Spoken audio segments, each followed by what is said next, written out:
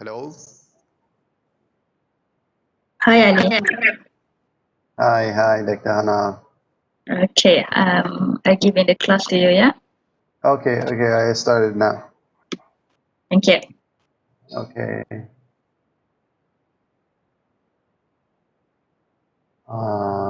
Very good morning to you all. We are going to start today with the very interesting topic of if conditions. Before we continue, I want you to look at the computer programming like a human routines. Can you guys hear me?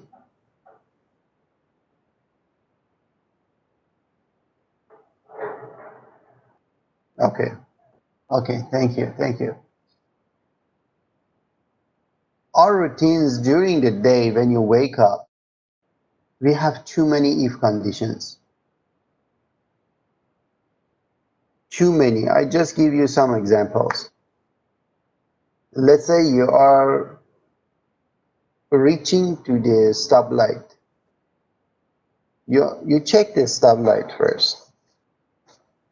If the stoplight is green, definitely you don't need to stop. So you press the gas pedal with your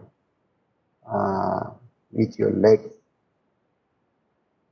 and then cross the crossroads.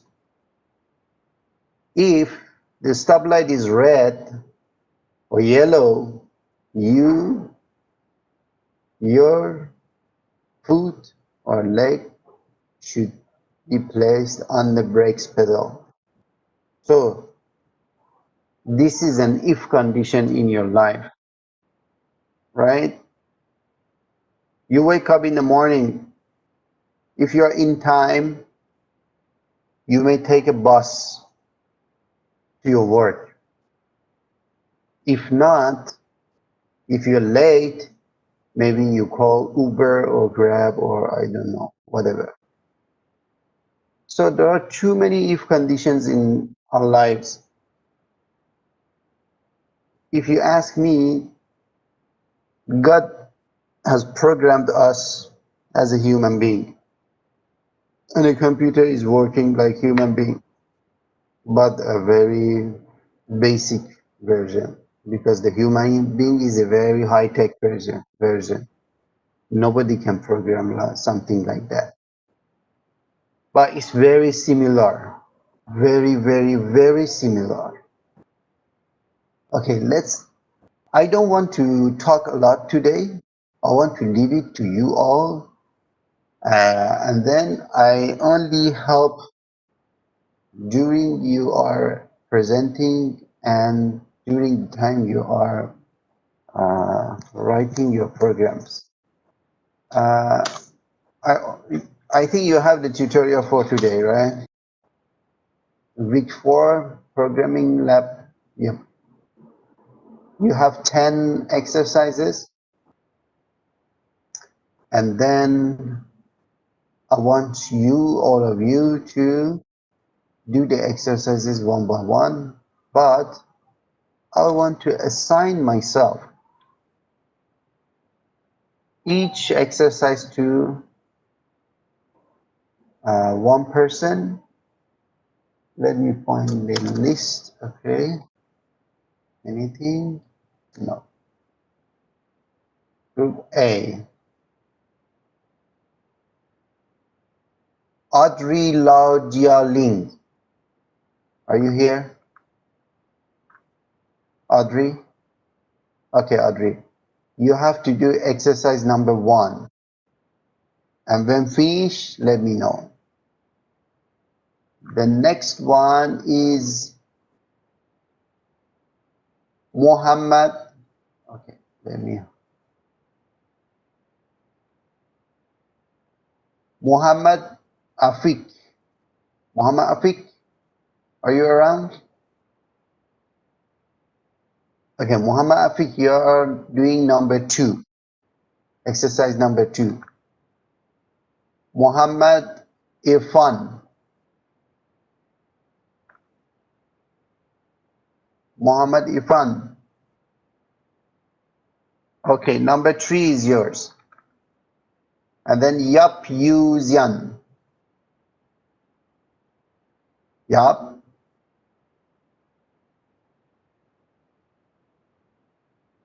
Yap. Yap Yu Zian. Yap Yu Zian. Yes, number 4 is yours. Chong Jiawei. Chong Jiawei. Number 5 is yours.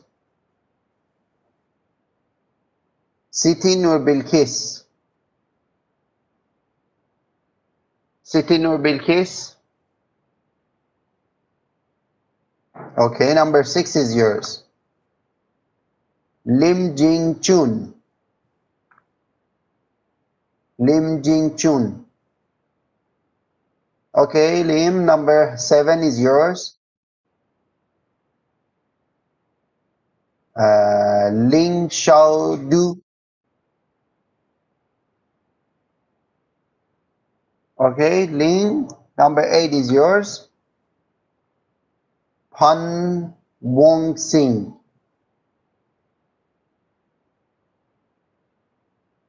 Pan Wong Sing. Number 9 is yours. And then the last one, Muhammad Amir Azizi. Muhammad Amir Azizi.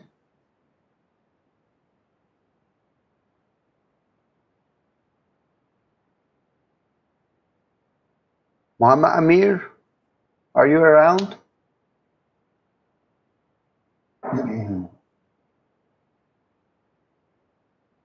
Muhammad Amir is not around.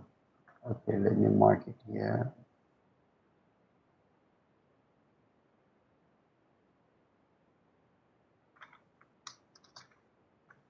Okay. The next, Nur Dayana. Nur Dayana. Okay, number 10 is yours. Okay, Nur. Thank you. It doesn't mean that you should not do the rest of the exercises, but your main exercise is this one. You have to do it and then present it. During your presentation, we can discuss, and any question you can ask. I will help you to write it in a better way if I can. If your program is good enough, you just present it and leave. So I give you 5 minutes, and then I will come back to you, and we'll start one by one. Do the exercise. The person who is responsible for the exercise should present it in a very good manner, and then if any comment, I will let you know. So I expect you guys to have a suitable comment for your program too.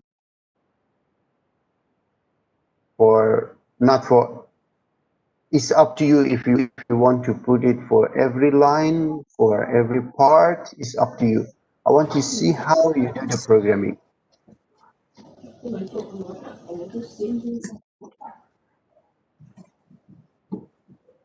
I think someone has the mic on.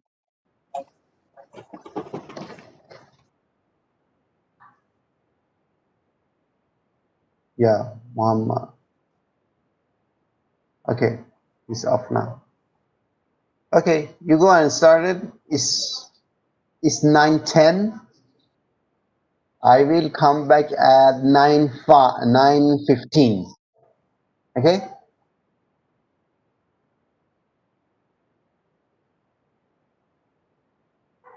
And then if you need more time, we can discuss.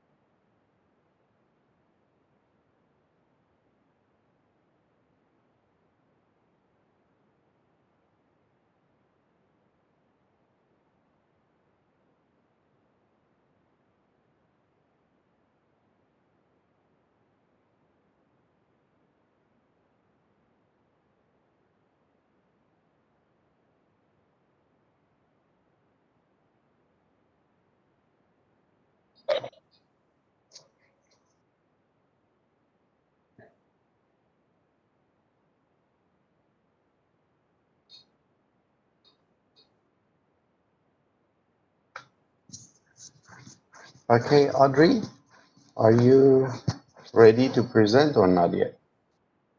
If you need more time, I can give you more time. Not yet. Okay, go ahead.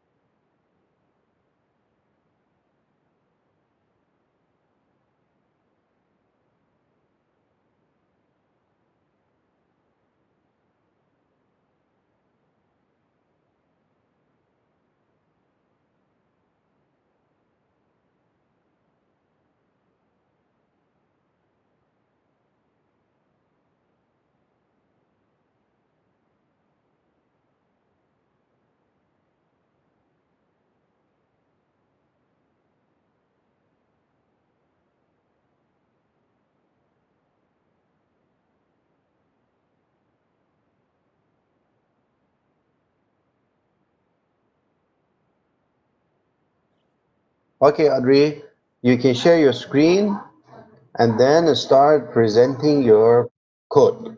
We are not in rush. Go slowly and present your code very well. You can share your slide. You can share your screen.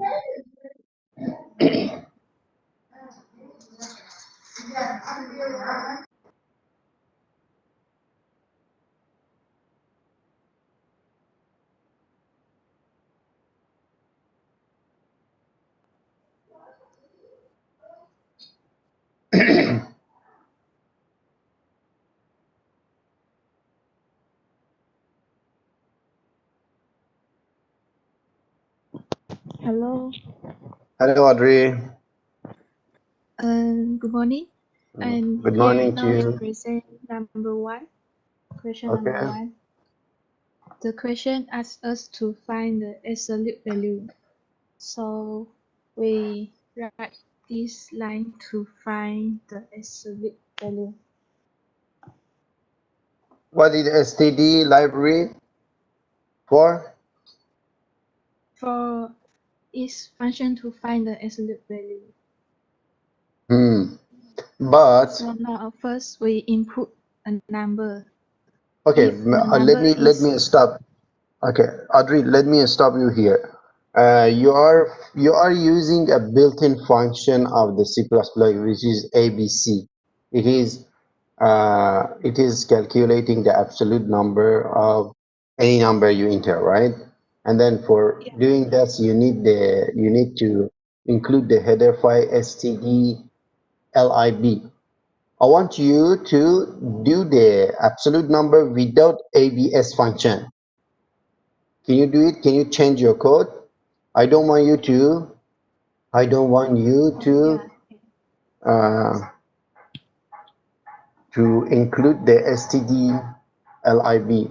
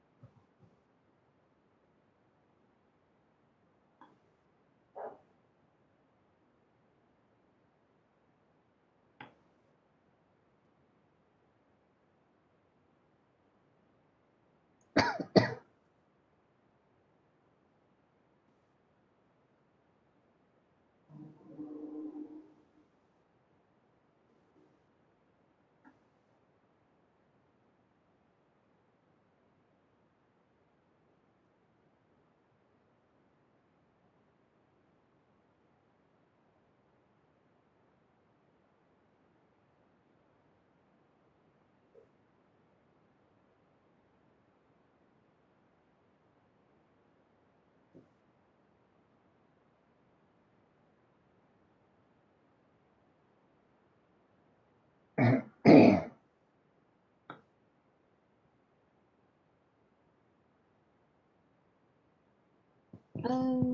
you all see my output Yes, window? yes.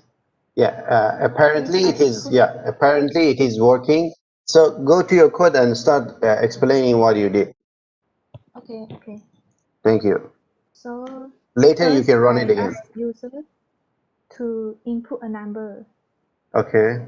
So if the number is less than 0, we need to convert it to positive. So we do this.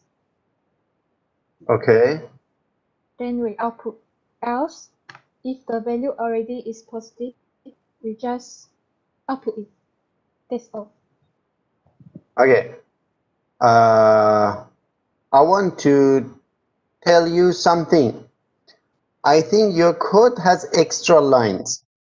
I think you can reduce the number of lines. Okay, let me tell you.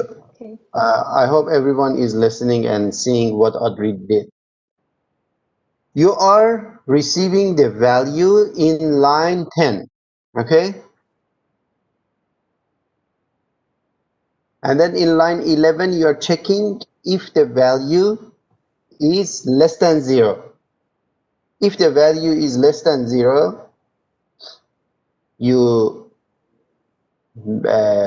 multiply. This is like multiplied by -1, what you did, okay? Which is right.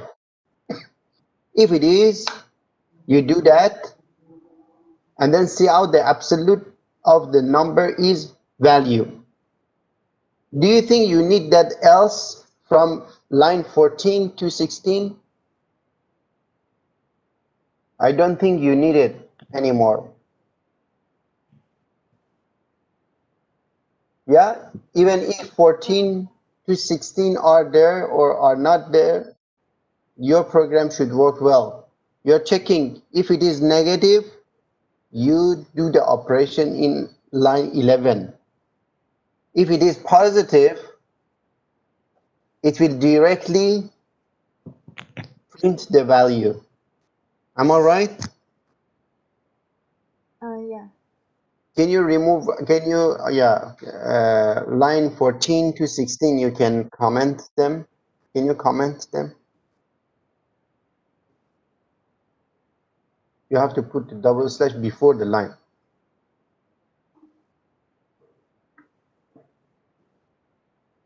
No, before the else.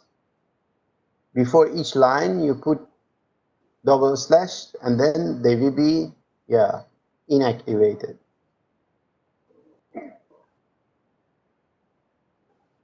No, not there. Before see out.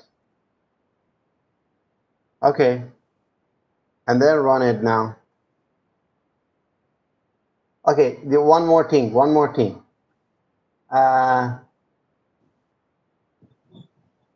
You have the curly bracket after if, right? Yeah. If you run the program like this, see out is inside your if condition now, right? Oh, So sorry. remove the curly brackets Okay. and then see out will be out of your if condition. Okay, remember this, all of you, remember this. When you have only one line of code inside the if condition, you don't need to use the curly bracket. If you have more than one line, you have to put the curly bracket to tell the compiler that these lines are inside the if condition. But if it is one line, like here, if value is less than 0, value is equal to minus value. So if it is negative, it goes inside the if condition. If not, it will print out the result. Okay, run it and check it.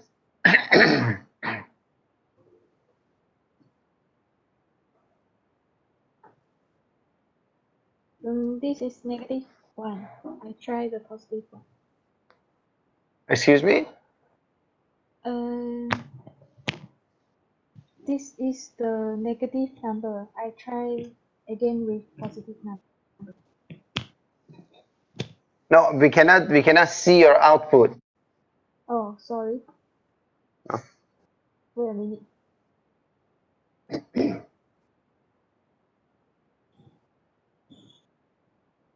Can you all see now? Okay. Okay. And I try again.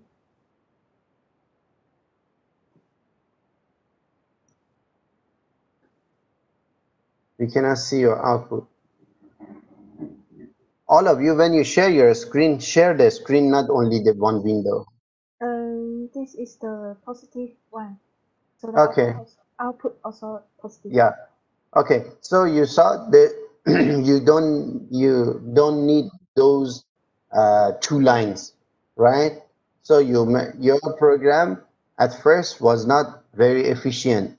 After after inactivating those lines, your program is very efficient now. Okay, thank you, Adri. Thank you. We go for the second program, Muhammad Afiq. Muhammad Afiq, are you ready? I did something wrong. I don't know what I did wrong. What kind of wrong? Can you check it, please? Okay. Share your screen.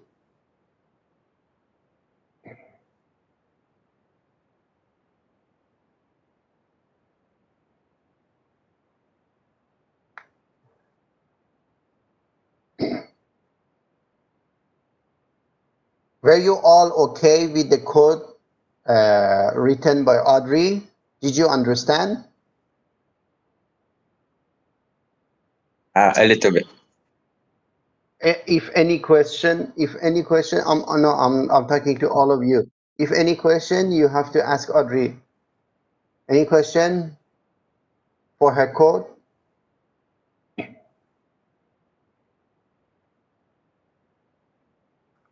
Okay, Afiq, let us know Yeah. what you did. What is the So program? basically, Can you explain the question first and then explain your code? so the question asks to write two numbers, and the program should use a conditional operator to determine which number is smaller and which number is bigger. Oh, I forgot to put which is smaller. Well, basically here, I made it so that if you put two numbers here, it shows that one number is bigger than the other. But the problem occurs is that if I try to execute it, for example here, can't see it, right? No, we cannot see, but I can find the error without seeing that. Normally, after the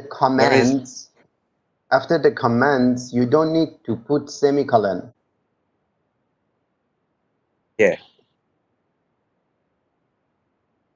Okay, remove the semicolon in front of else.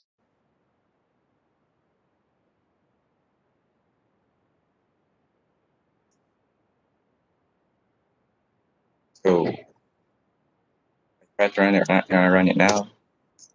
But we cannot see your output. Please share your whole screen instead of sharing only one window. And how do I, okay. You can unshare, stop sharing, and then share again. When you want to share, do not share only this window. Share your whole screen. And how do I do that? Hold on, what's that?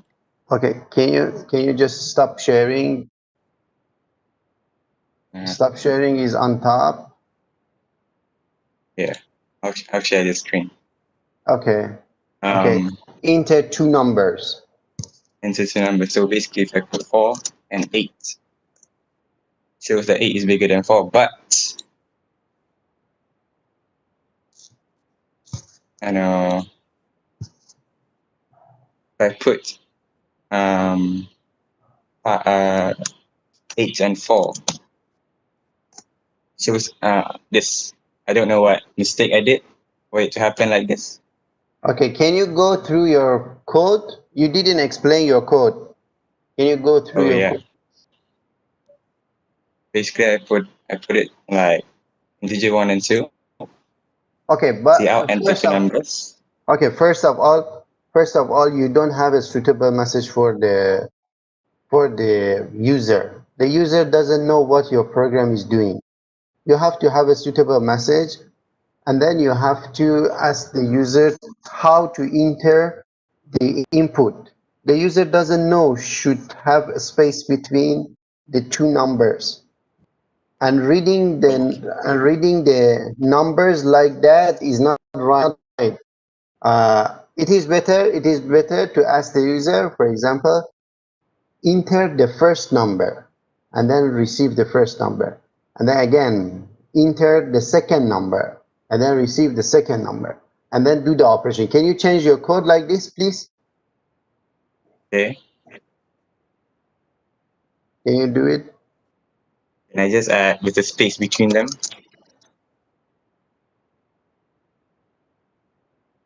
Yes. Makes it much easier. Okay. Okay. Okay. Then how to correct the mistake I did when I ran the program. Wait. Okay, explain the code. You were Yeah. telling, okay, you received the two numbers in line 8, I and got then okay. Then if the first number is bigger than second number, program will write the first number is bigger than second number. okay, Else, which is okay. else meaning if the second number is bigger than first, program should write the second number is bigger than first number. That's Okay, can you run it again and check your check to see what is wrong? thing about it is that if I run the first number bigger than second number, like this, it shows both. And I don't know why I did wrong. Okay, 7 and 3. Let's go to the code 7 and 3. Okay.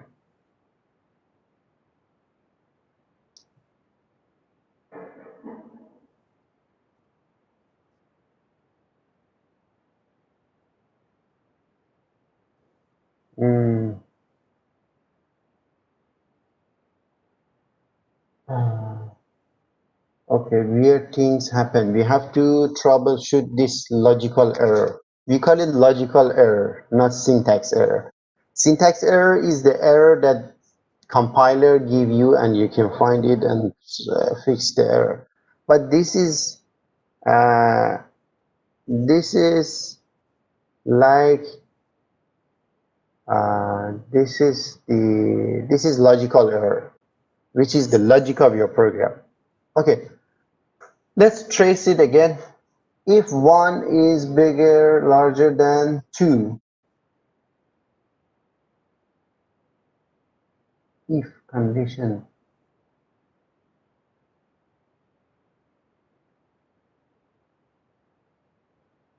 you have 2 bigger than.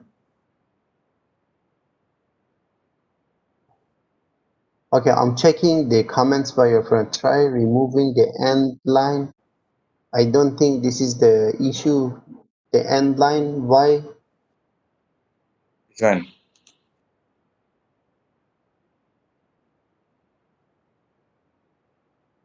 I'll remove it here. No, the end line. That is not the issue. Okay. Okay, then you can try to run, but it's not the issue. Try to run. Okay.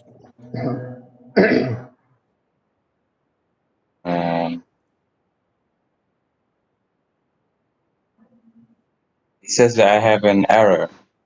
Yeah, your output window is open. Oh yeah. Close it and compile again.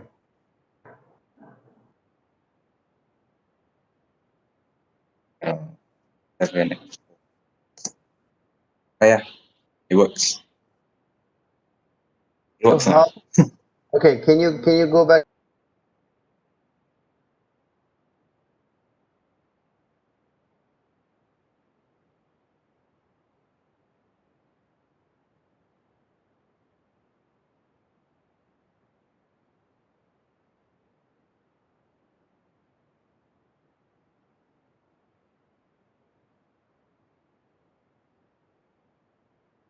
the next line.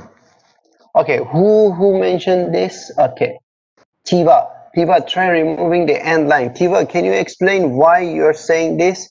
Okay, can you run again? Yes.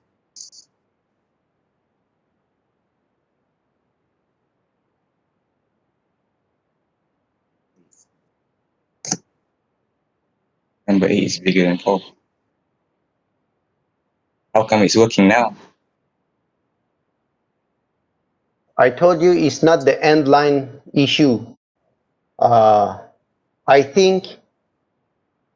Are you sure you saved the program? Yeah, definitely when you compile. Are you sure you saved the program previously? Yeah, I compiled it. Compile again. The code is okay. The end line should not be the issue. The smaller sign or bigger sign should not be the issue. Okay, put 20 and 10. Okay, no problem. 9 and 4. No problem. Yeah, it works now. Yeah, I don't know what went wrong. No, I think you didn't save your code. I didn't save it. Yeah, I think you didn't save your code. After you remove the semicolon, after else, did you save it? Now I can't remember. Yeah, I think you didn't save. Probably didn't save it. Yeah, can you put the semicolon after else and try again? Okay. Put the semicolon, save it before you compile, save it.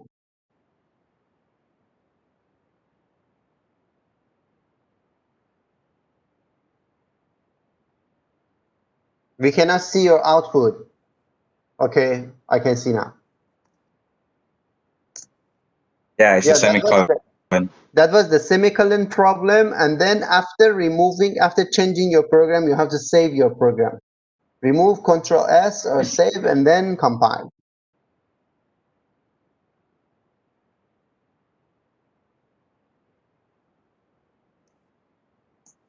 Yeah. Okay. Works now. Okay. Thank you so much. Any questions regarding this? Okay. So you got 1 point in this program that before you compile your code, you have to save it. If you don't save it, the compile doesn't affect. It doesn't affect on your compile. Any questions? Okay. Any question from, yes, Tiva?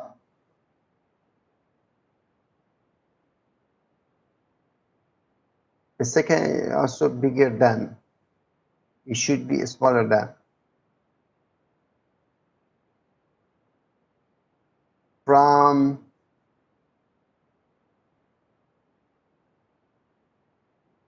we have only one condition. We don't have two conditions. We have only one condition, and the condition is line 10. What do you mean by the second condition? We don't have second condition. The first condition is here, and then we have else. If it is bigger, else. But there is something wrong in this program. Okay, Afiq, can you run the program, please? Okay. Okay, enter the numbers I ask you, please. We cannot see that. Okay. Can you put 5 and 5?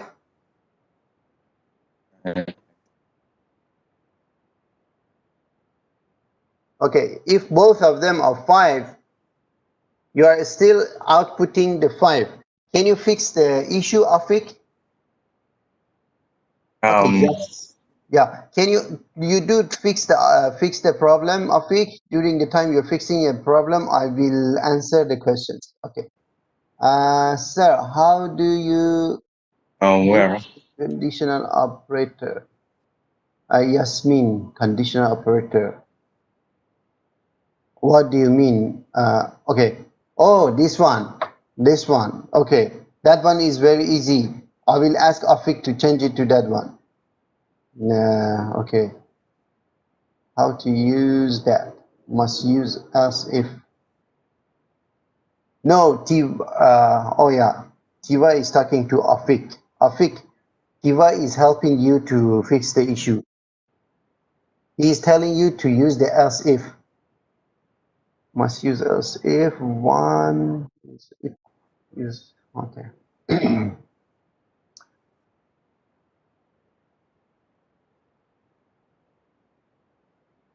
But for this case, Yasmin, we cannot use that expression because it has only two conditions, like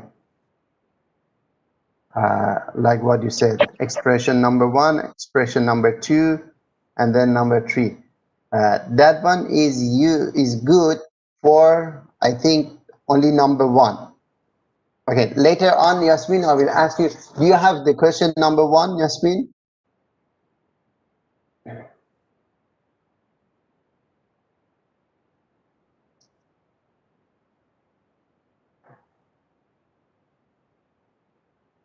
Okay, after Afik, I will ask you to do question number 1. Okay? You do the question number 1 again.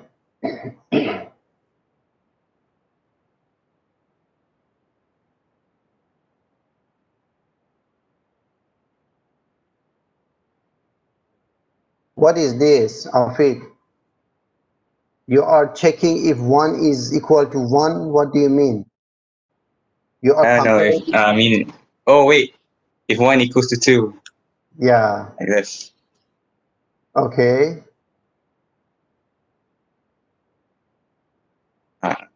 This, no, probably.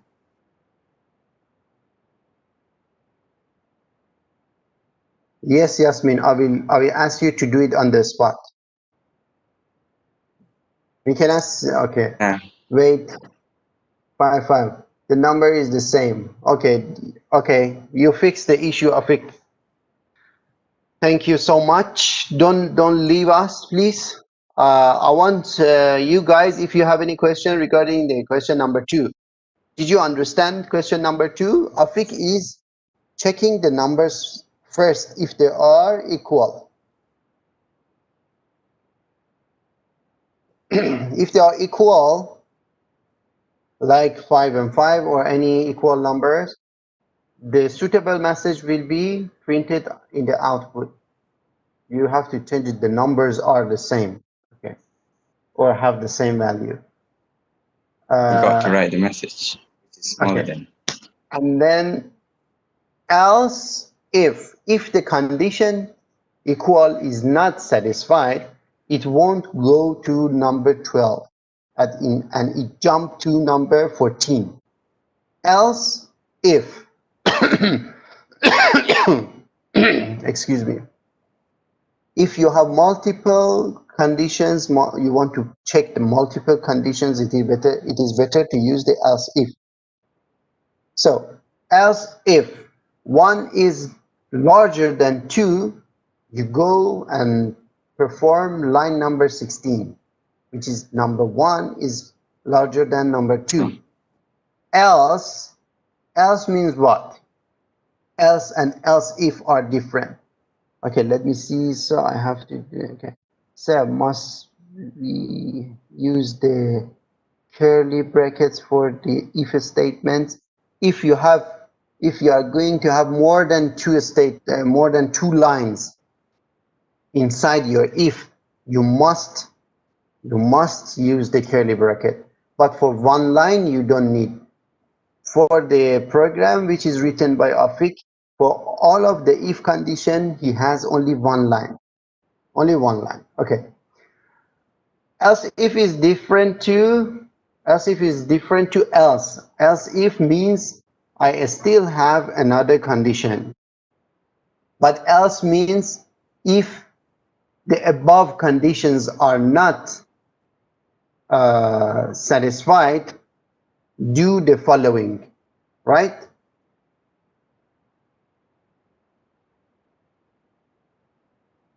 What are you doing,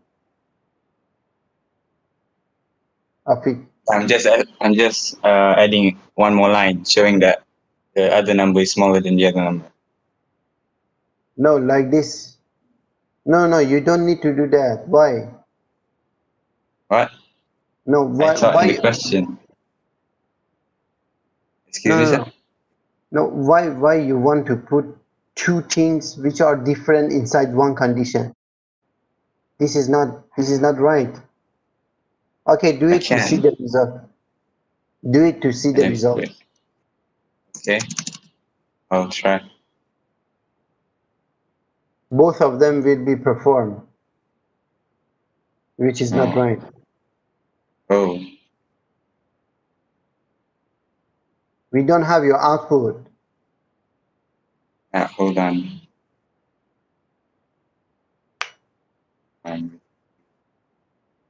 Yeah. Number 3 is big. No, did you save? Did you save it? Oh, I haven't saved it yet. So save it and run to see what is wrong. Let's say 7 is bigger. Yeah. You see? Yeah, you cannot have both of those see out inside one condition. Why do you want to have like that? Can I ask what's wrong here, sir? Yeah, it's very clear. Go to your condition, go to your code. Can you tell me what you want to do? Don't change anything. Can you tell me what you want to do with this code? Can you explain the logic of your code? No, the question states that I must determine which is smaller and which is larger. This before I just state which is which is bigger than which. Now I'm stating both. Basically, I'm just adding another line. That's about it. Okay. Okay. Right. But okay, I got the point. Sorry. Okay. If this condition, yeah, when as okay, it's okay. Right. I made a mistake. Sorry. The No, number I'm sorry. 2 is smaller than number 1. Okay. So this is only actually it's not necessary to do that because the code was fine. When you say that number is larger than the other one, it means the other one is smaller than the first one. So you don't need to do that, but it was a good example to use the curly bracket. Right. Okay. Okay. Thank you. Any other questions? You all understood?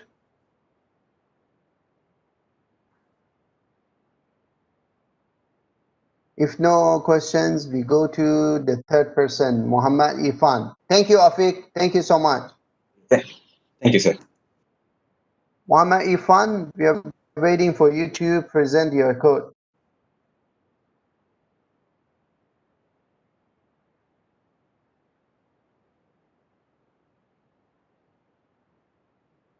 We cannot hear you, Irfan.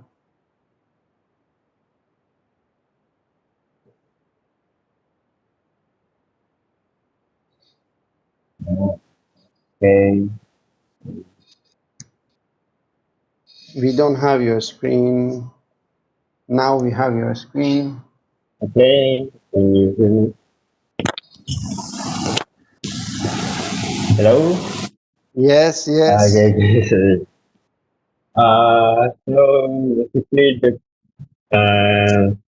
programming is to the user input the current year and the year of birth of the applicant. Okay. Wait. Yes? Wait. Irfan, are you using any headset or not? No. No. Can you use your earphones or any headset? I don't have. I don't. Can you hear me well? I don't know. No. If you have any headset, I prefer you to use your headset, please. No, I don't have. You don't have the hands-free of your mobile phone. I have mobile.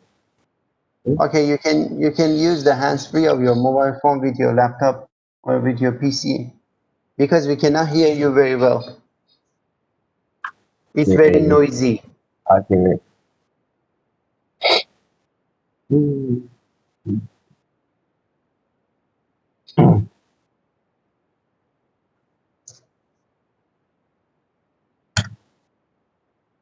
And then before you start, make your code bigger.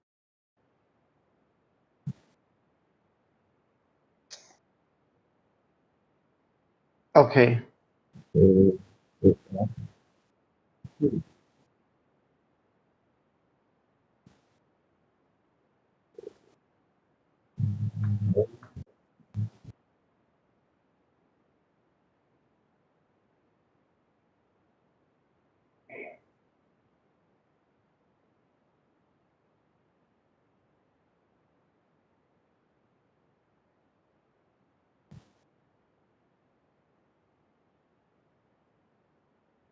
Okay, guys, during the time Irfan is preparing his headset, you can read the code and understand the code. Please ask questions if you cannot understand.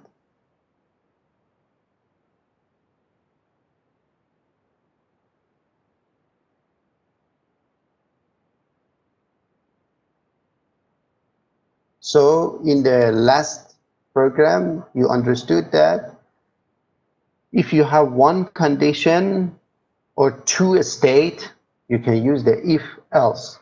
If the condition is satisfied, you go inside the if. Else, you do other things. But if you have more than two conditions, you have to use the else if.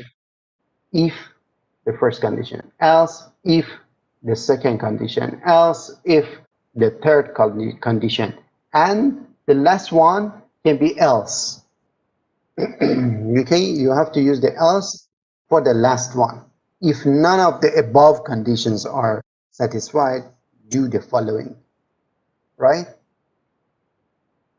Irfan?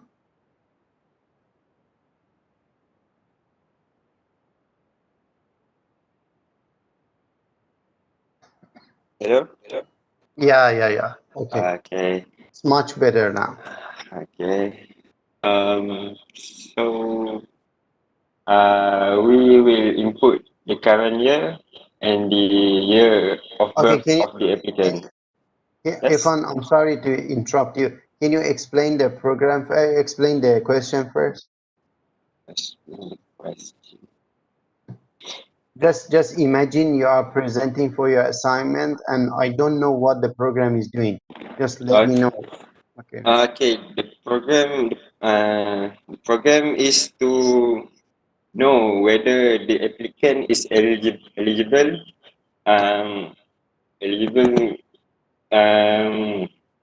using their age. If their age is 18 to 28 years old, they are eligible for the job.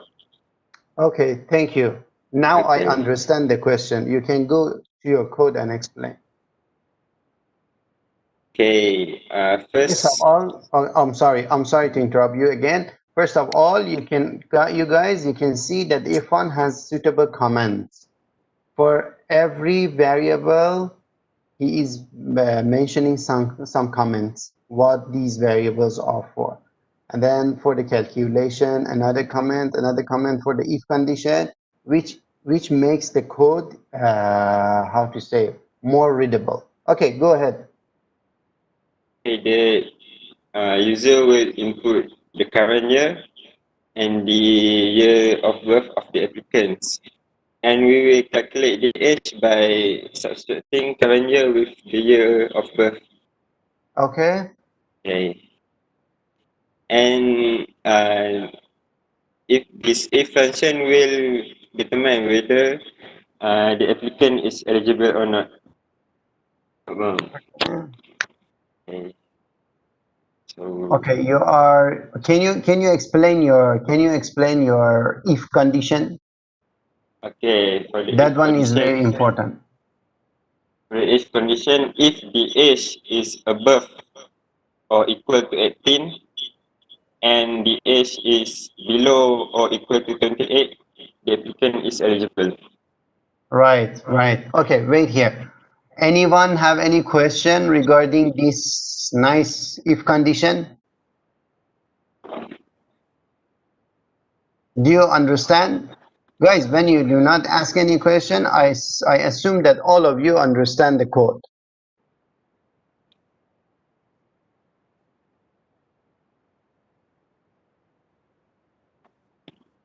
you can see that if one is using 2 ampersand and is logically, we call it logical and.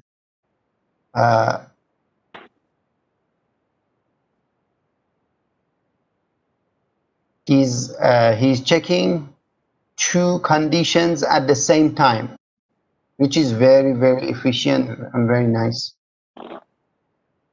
Any question? Okay, go and check the output, please.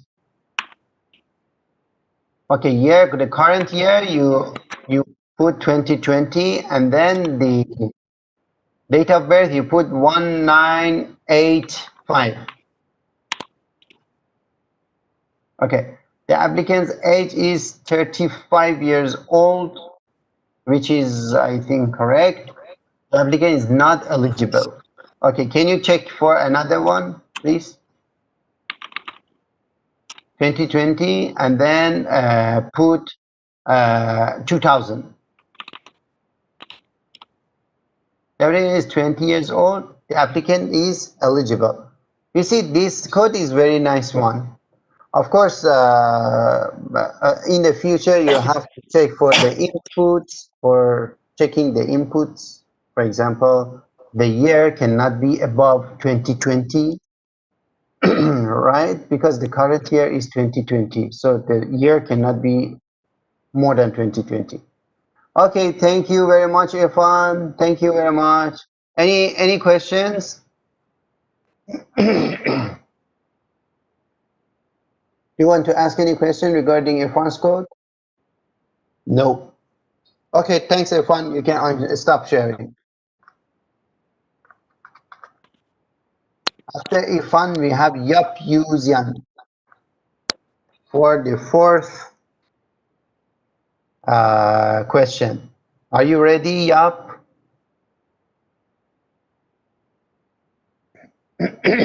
Yes, okay, good. Go ahead, man.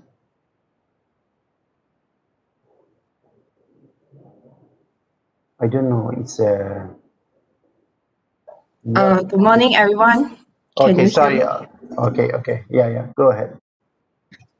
Okay, first Uh, of all, I can see suitable comments here. Ask the user input, ask the user. Okay, go ahead. Explain your code line by line, please. Here is to hold the length of the rectangle, and then for the width, and after that the area. Then after this, I just put this for the knowledge for the user, and then I ask the user to put the length and width of the first rectangle, and then the second one, and then calculate the area, display the area, and then after that,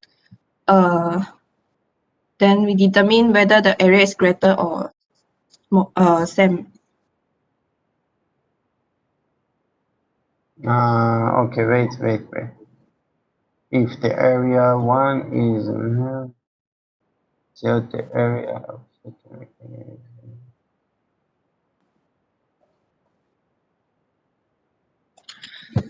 okay, run it. Okay, before you run, any question? Any questions from audience? No question. Okay, run the code. Oh, wait. Very sorry. No problem. No, don't share that one. Share the screen, the top one. If you share like this, we cannot see the output. The top one? Yeah, can you unshare and share again, please? Okay. Share, yeah, the first option is the share screen. Don't go to the specific window, share the screen. Oh, okay. Okay, thank you. Okay, this program compares the area of 2 rectangles. Please enter the length and width of the first rectangle. Okay, put 3 and 4. Okay, put 4 and 3. Okay. The area of the first rectangle is 12, which is right. The area of the second rectangle is 12, which is right. The area of the first rectangle is same as the second rectangle, which is very nice. Thank you so much. You can rerun the code and put another values for your friends to see. You can do it yourself.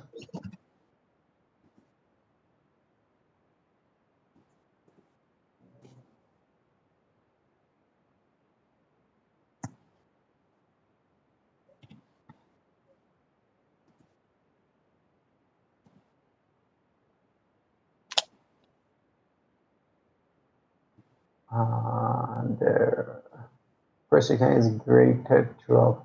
3, 3. Okay, yes, the first one is larger. Okay, okay, thank you. Any question? It was nicely done. You even checked for the equal areas. If bigger as the same. Okay, okay. If no more questions, we thank Yap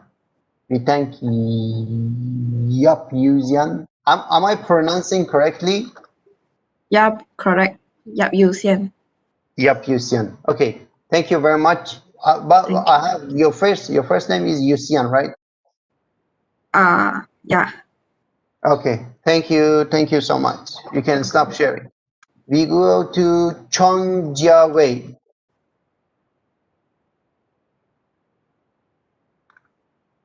Chong Jia Wei, are you ready to share your program?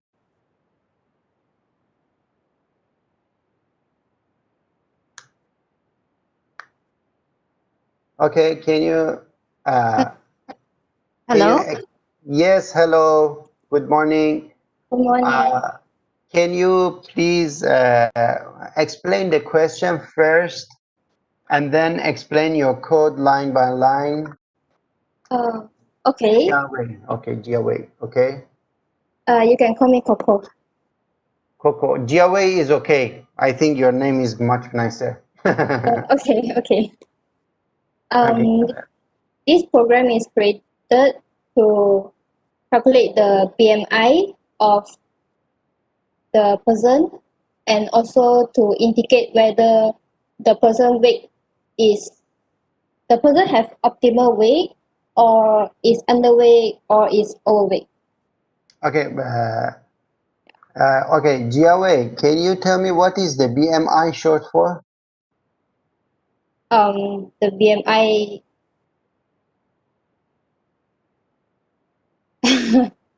No problem. Can you check on internet and let your friends know what is BMI?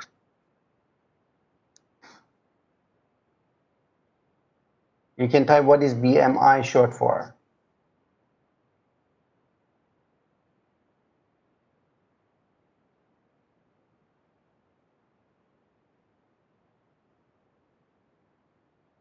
Okay, you can see the second, no, the second, yeah, okay, yeah. So you can see that the BMI is short for body mass index, right?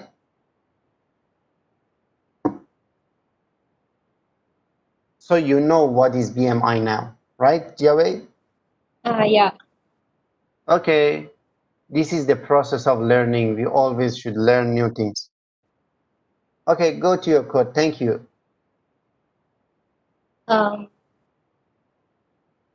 First, I define the variables, which is the weight, height, and the BMI. Okay. After that, I have to get the input from the user, which is the weight and the height. Okay. After that, I calculate the BMI with this formula, the formula given, which is Okay. 3 times, okay, never mind. After that, I display the BMI of the user,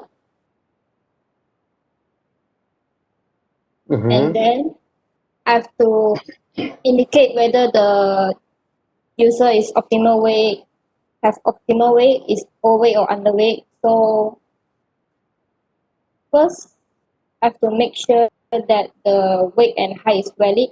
So I put weight more than 0 and height more than 0. And as in the question given, if the BMI of the person is less than 18.5, then the person is underweight. If the BMI is more than 25, the person is overweight.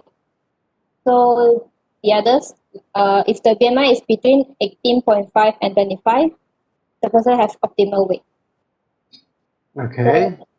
Last, if the number input is invalid, which is negative value, then the output will be invalid input. I'll display. Okay. You have nested if, which is Yeah. nice. Okay. Okay. Any questions? Oh, I didn't see the chat box. Tom Siu Tang and Lei Xin Xian, they answered my question, but I didn't see. Sorry, guys. Okay. Right now, any questions from Jiawei? No questions. Okay, means everyone is expert in programming. Okay, can you run your program? Okay, please enter your weight. Okay, can you put negative anything, negative 12? And then, okay, in inch, okay, you put it, for example, 6.5.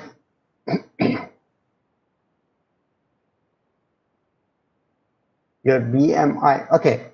There is something not logical in your program. Yeah, this line. You should not calculate the BMI if the input is not valid. So change it in a correct way, please.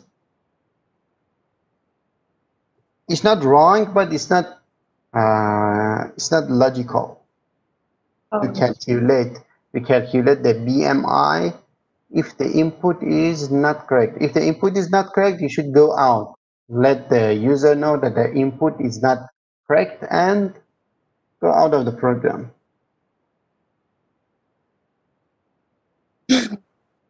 So what should I do? I don't know. I'm asking you to change the program. If the input is incorrect, you go to the end of the program. Don't do anything else.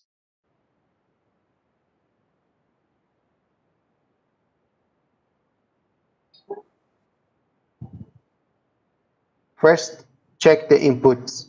If the inputs are not correct, don't do anything. Tell the user that the input is wrong input, or the input should be positive numbers, or negative numbers are not allowed.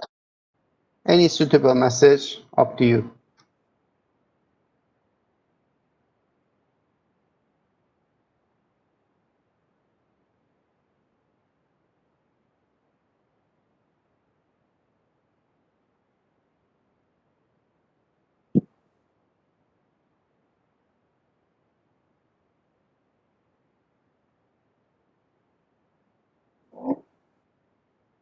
It's still the same.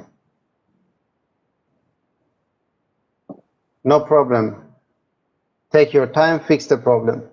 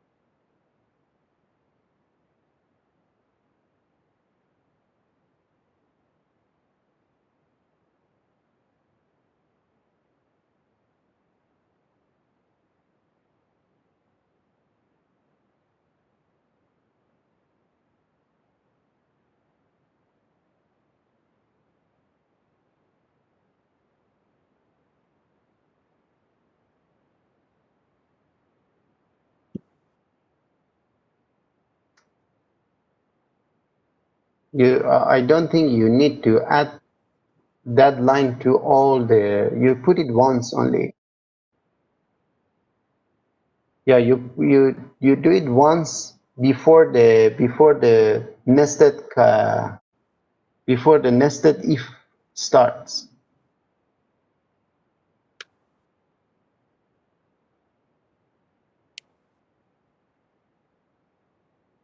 Where is the calculation of the BMI? Okay, it's there. If, okay, this if in line 24, if weight is larger than 0 and height is larger than 0, you have to put it before the calculation, right? If this condition is satisfied, you go and do the calculation. If not, don't do anything, just put the message for the user. Invalid input.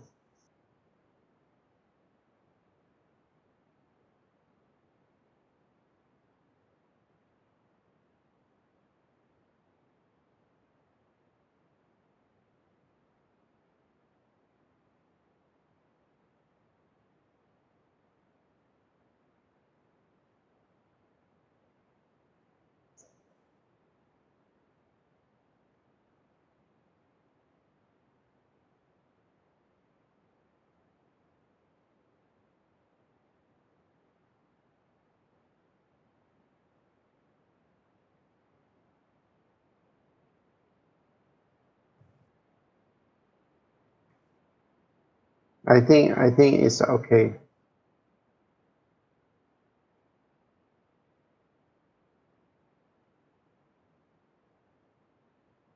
You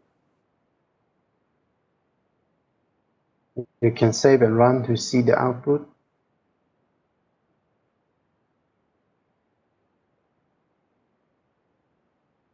Okay, put the negative values. Okay. Invalid input.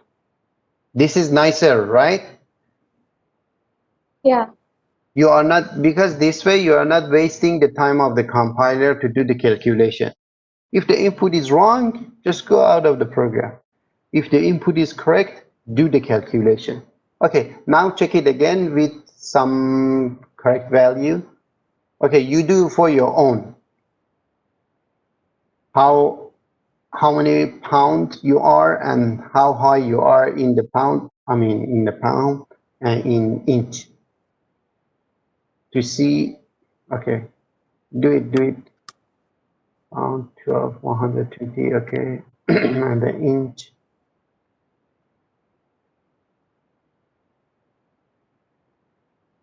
It's just an example. Go ahead, do it.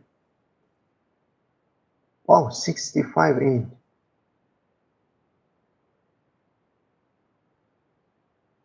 Okay. You have optimal weight.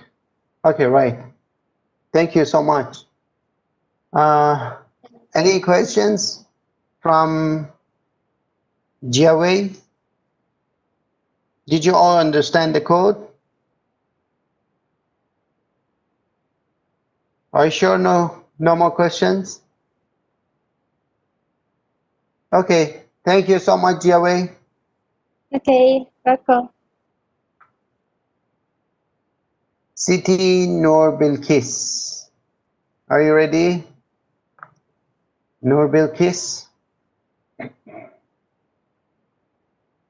Okay, share your screen, not your window. Share your whole screen, please, and then start explaining the question and your code.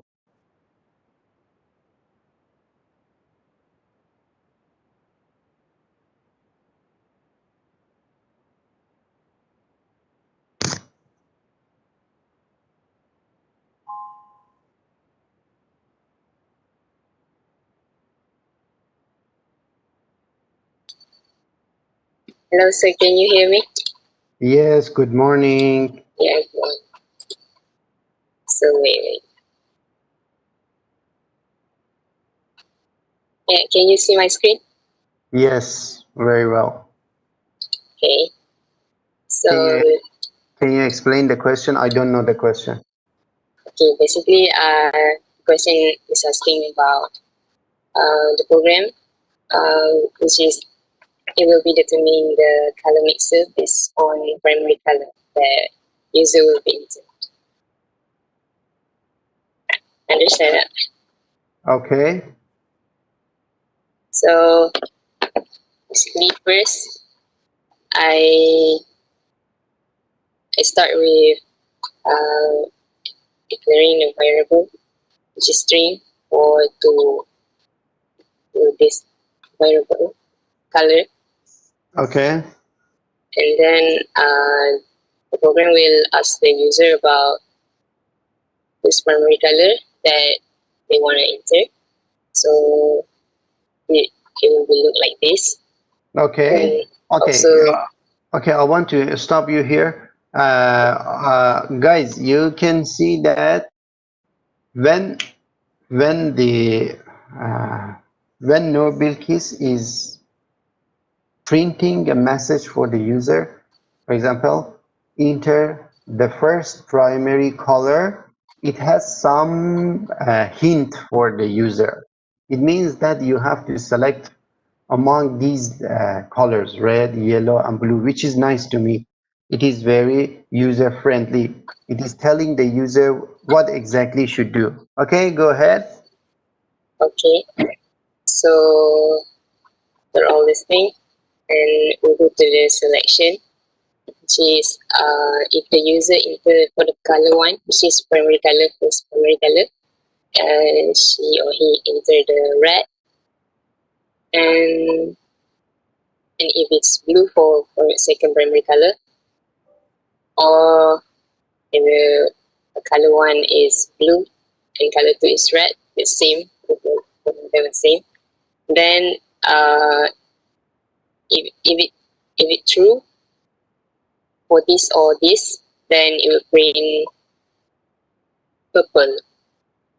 So for red and blue. If so for the next step is if the statement is false, for example, the user enter red or yellow, red and yellow, and user will be the output will be orange. If the user enter yellow or red, but Okay. if it false, then it will go to the next statement, which is blue or blue and yellow, and will get green. But if all of this is not correct, then it will be entered like this, which is maybe I know, which is there is not the primary color for. Okay. Okay, that's it. Okay. To me, it's very nice. But before you want to run the code, I want to explain these logical OR and logical AND. If you remember in previous code, GAway has the, if I'm not mistaken, GAway has the logical AND. When you put logical AND, I mean the 2 ampersand, it means both of the conditions should be satisfied, both of them. Meaning that if one of them is not satisfied, the if condition is not satisfied and it doesn't go inside the if condition.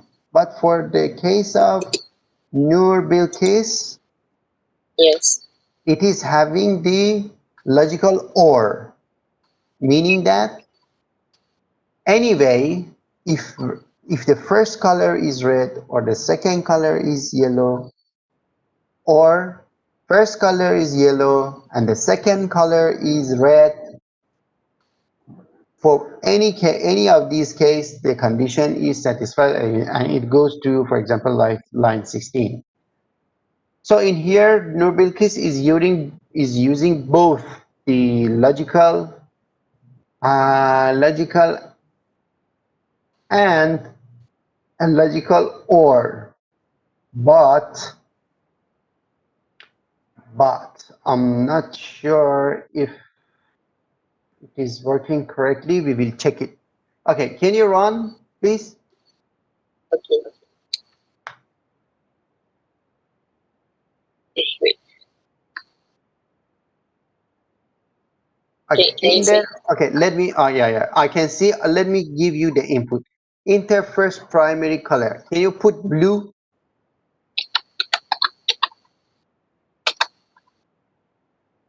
And then again blue.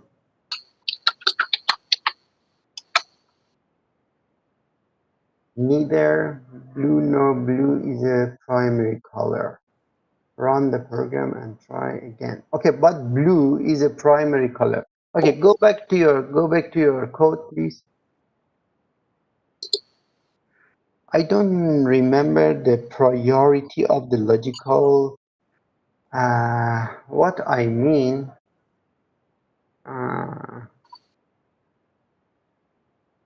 you put a bracket for the color 1 and color 2 and then do the logical or the whole statement with the other one? I'll go to line 15. Before, okay, before color 1, put 1 bracket. Wait, this. Yeah, and the bracket after blue, after quotation, double quotation, before the logical or. Yeah, and then 1 space, and do the same for the other one.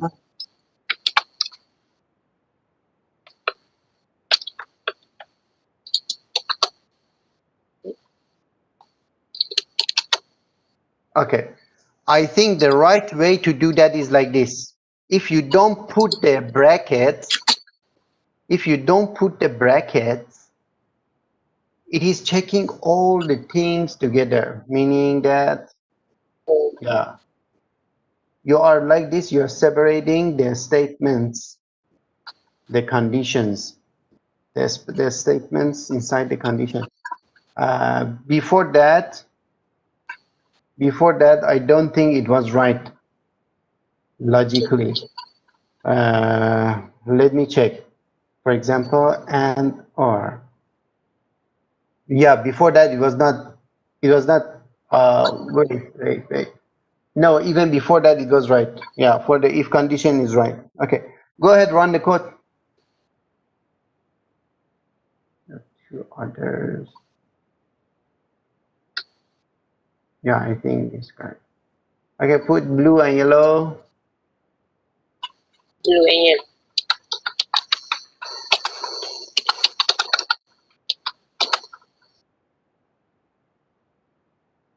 When you mix blue and yellow, you get green. Okay, it's very nice. Nice program, nice messages. Okay, go back to the code. Guys, we don't have time to check this, and I don't want to waste your time, but I suggest all of you, when you have too many statements like this, and you want to separate them, use the brackets. Use the brackets like line 15, like Nur Bilkis did.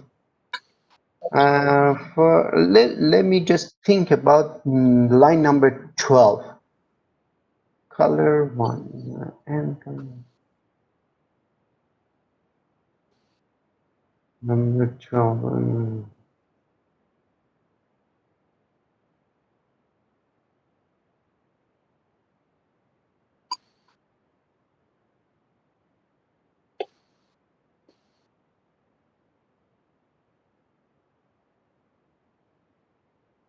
Yes, your logic, I think your logic is working very well, but I still suggest you to use the bracket to separate their statements. Okay, sir. Wait. Okay, so far, any questions? No.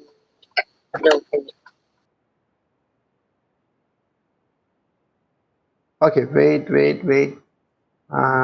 Let me check if you put red.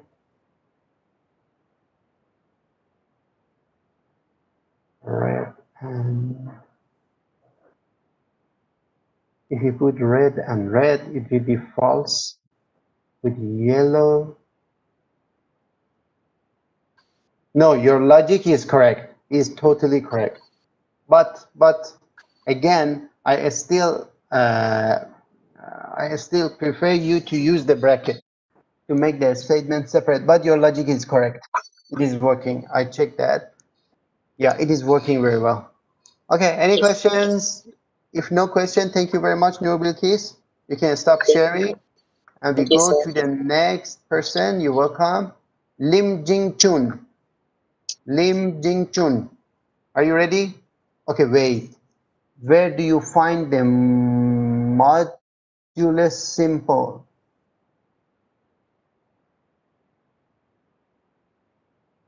It's not the modulus. It's logic OR. Yes, Yasmin, it's logical OR. As he said, press shift and the key. And the key which has the backslash. Yeah, I think it's done. Okay, who was the next? Jing Chun. Jing Chun. Okay, are you ready?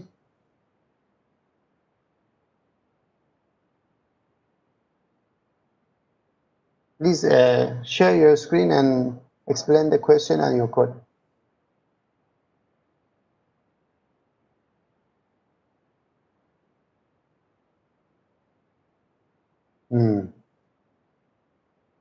You have suitable Hello, comment. can you hear me? Yes, very well, sir. Okay, so the answer is asking us to find the question. The question asking the student to enter the correct answer, then we will check the answer is correct or not. So first we prompt the user to enter the correct answer. So please enter the correct answer for 247 plus 129. Then we get the answer from user, cin. Then the if statement. Wait.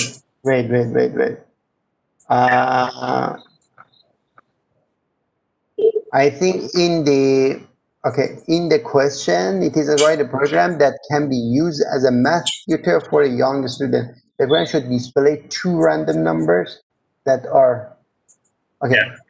The question is asking you for two random numbers. Yeah. But you are hard coding. I know. I saw the random numbers work, but I don't know how to do. Then I Googled it. I found that the answer is something that I never learned.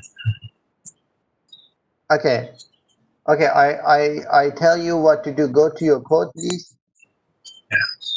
Okay, after main. Yeah. After the bracket, after the curly bracket. Yeah. Yeah. Yeah, can you after the curly bracket, exactly go to the curly bracket and press enter.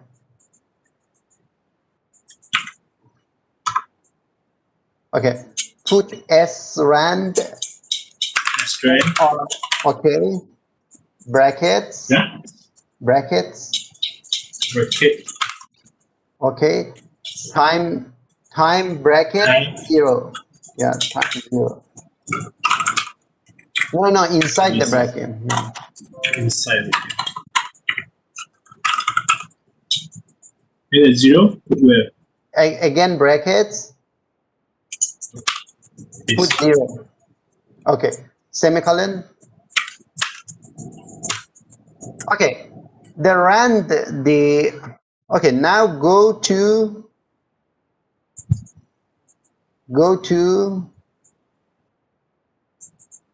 the next line, press enter.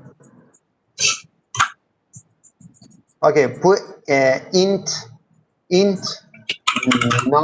number 1. Number 1 is equal to rand modulus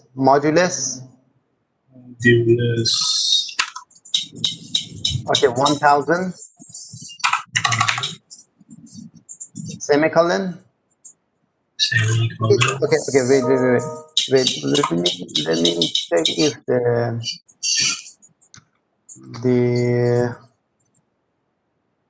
wait.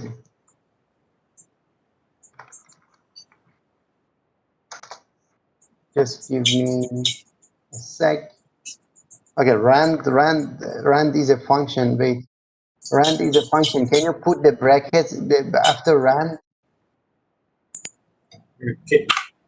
Yeah, empty. That's all. Okay, put the semicolon at the end. Okay, int. We'll go to the next line. Int num2. Int Yeah. Number 2 is equal to rand. The same thing. Yeah.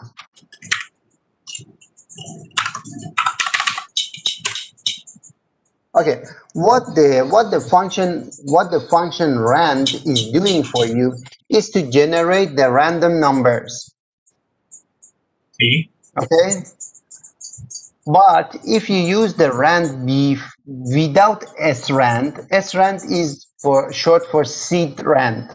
You are seeding the random numbers. If you put rand, only rand, you will receive the same number each time you compile the code.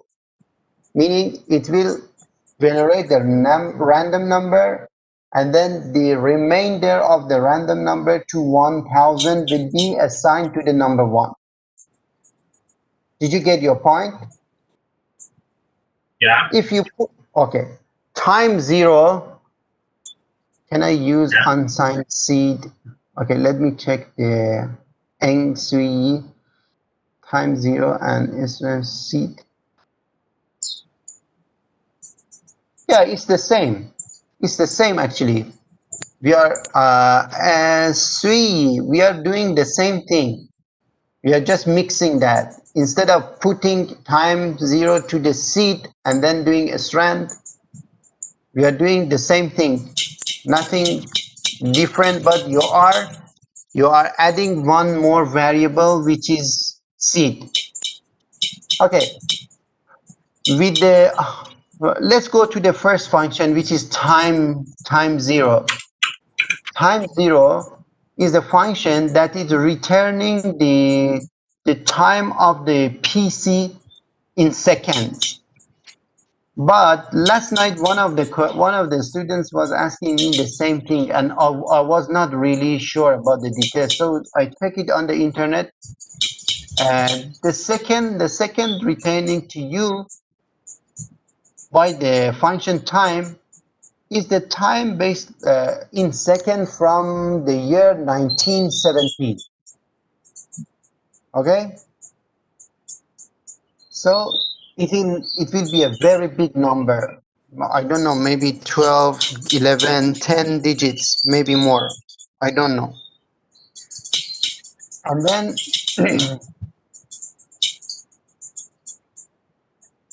it will be a parameter for the srand. So you are giving a very big range of options to the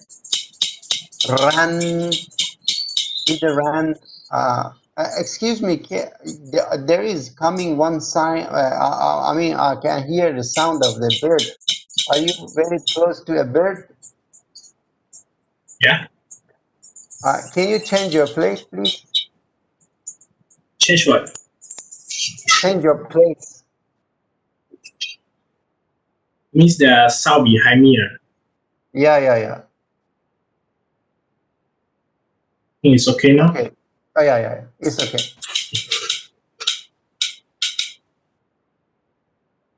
And then the run. And then the run. Can you mute for a short period? Okay. Okay. And then the rand is generating different numbers every time you run the you run the code, and then to get a number which has 3 digits, you have to have the modulus of the rand, output of the rand, by 1000. So the answer definitely will be a number which has 3 digits, like the question asked you. And then you do the calculation. So instead of 247 in line 10, you have to put number 1 and number 2. I don't know, I was distracted by the sound. Do you have any question? I don't know if I explain it in a proper way or not. Do you have any question regarding the time zero, rand and rand functions? They are all functions, they are all 3 functions.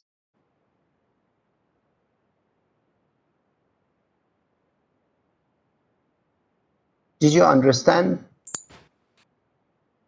Did you understand can you explain again the time?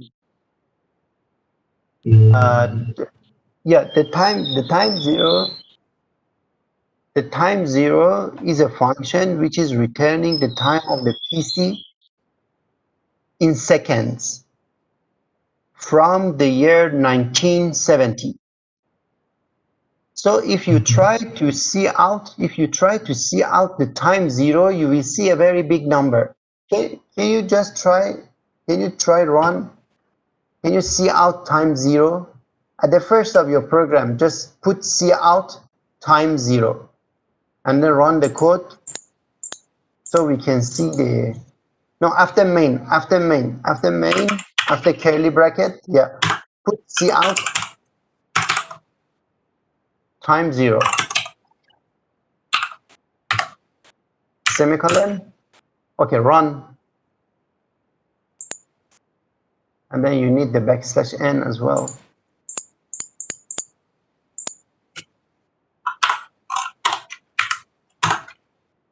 No, you put the \n after the first line.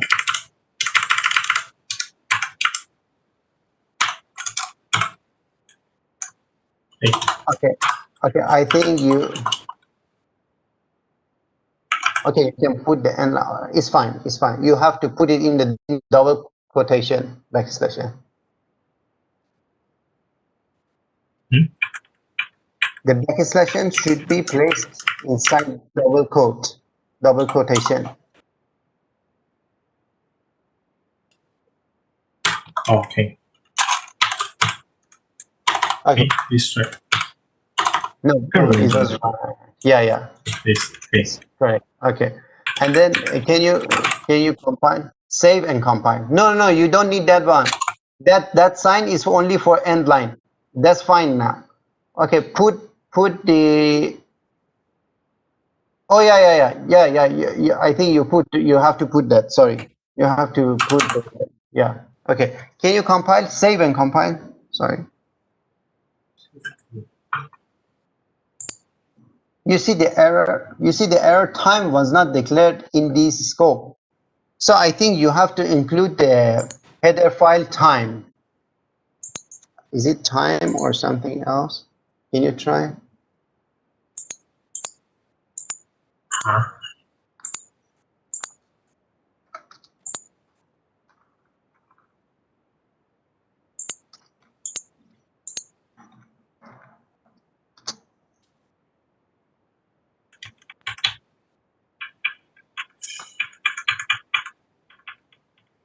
Can you include the time? Include time? Include time here. Yes.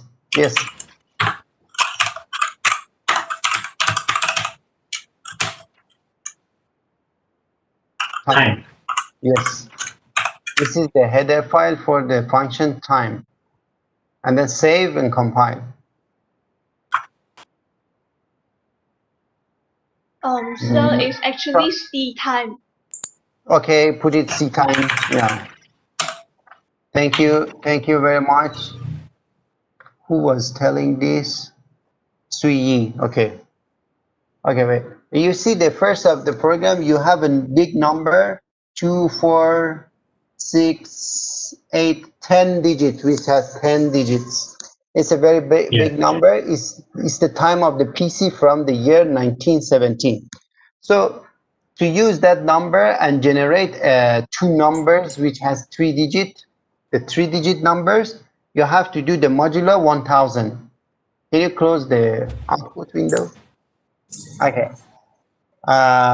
So you do the modulo 1000, and then after that you have the two numbers. You have the two random numbers, and then you do the rest of the calculation. What you want to do?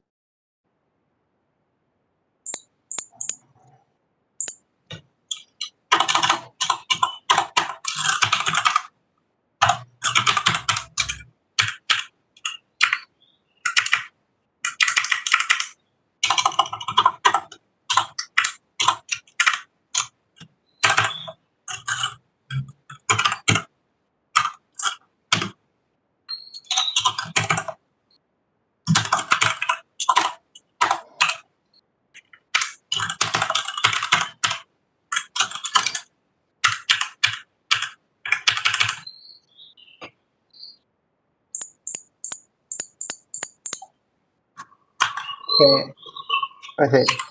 Can you explain?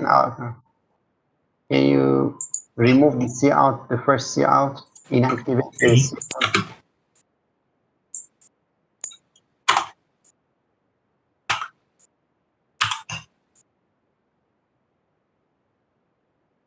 Okay, you have two 3-digit number, 153 and 130.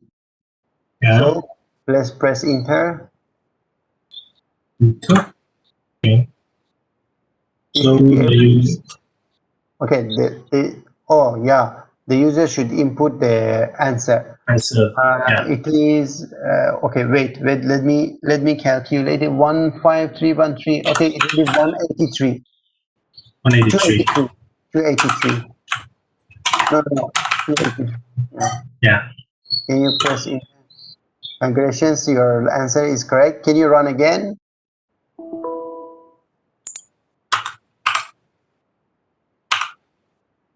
Okay. Okay, put 100. Answer 100. Your answer is wrong. The correct answer should be this one. Okay. Which is right, I think 300 and 700, 1000. Okay. But to make it, can you make it like the question? Can you show me the question, please? Show the question? Yeah, the tutorial in the PDF file. Okay, go to the question. Okay, can you make it like this? 247 plus 129, and then put a line below that. Can you make it like this? I try. Okay, try.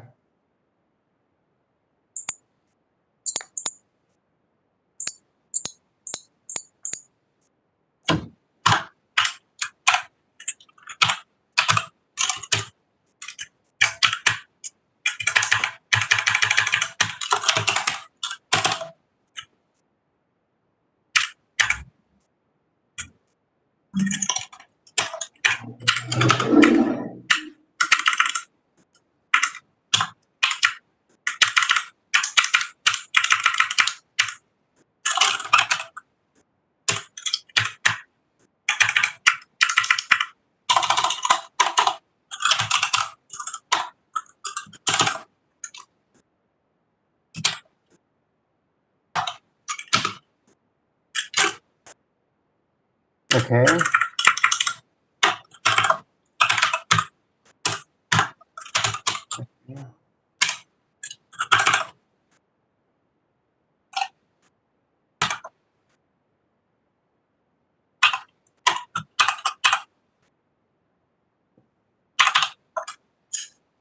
Okay.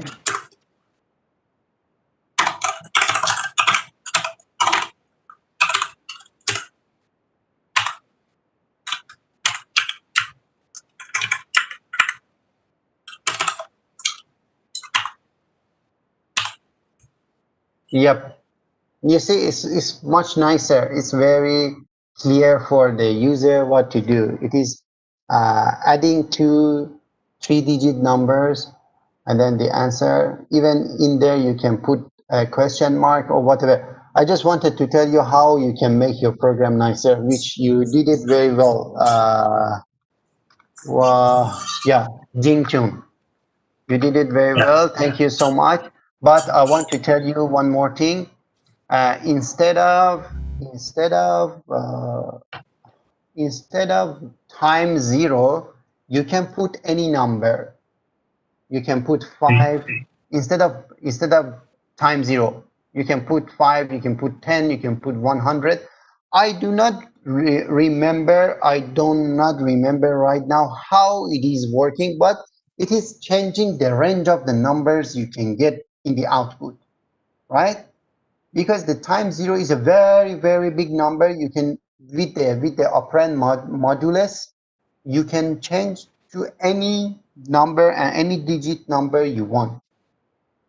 But if you put it 5, for example, the output by default will be 2-digit numbers.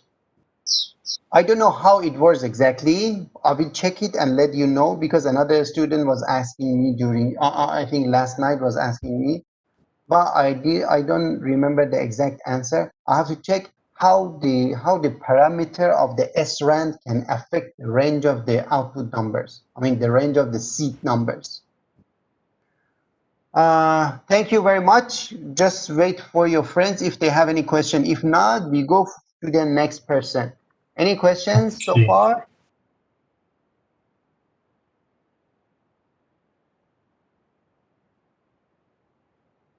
I think no question. Thank you very much, Jing Chun. That was a Thank you, good sir. job. Okay, I go to the next person for the next question, which is Shao Du. Shao Du, are you around? Yes. Can you share your screen and explain the question first? It should be question number 8, right?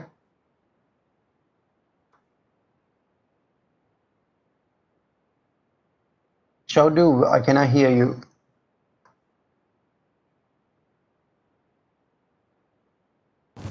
Okay. Sir, I have some logical problem in my program. Okay. I will show you.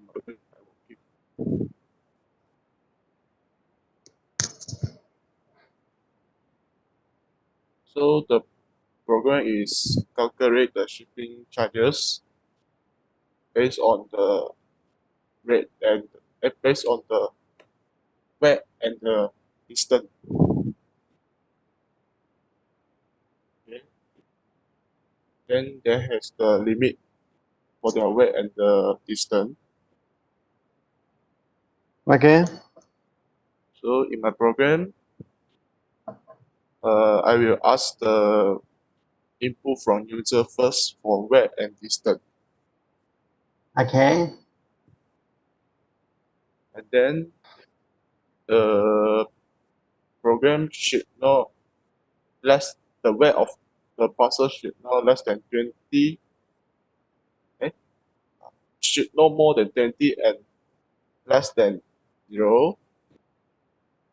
And the distance also should not more than 3,000 and less than 10.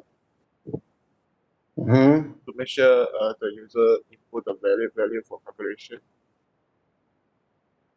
Then this all is based on the rate set by the company. And Okay, I want to tell you something. Go to your code. yes. Okay. Go to line 21. Okay. You have line 21 repeated in line 24, repeated in line 27, repeated in line 30, which is not needed. You're repeating 4 lines. Oh. Okay. Can you get my point? Yes. Okay. You can calculate the rate. What is the 500? they have the rate of 500 miles. Rate per 500 miles. Even the 500 miles, you can, this way you are hard coding the 500. 500 can be a variable. 500 can be a variable. Yeah. You don't need to hard code it. You don't need to put in the formula 500. You can define a variable. For example, yeah. The variable can be rate underscore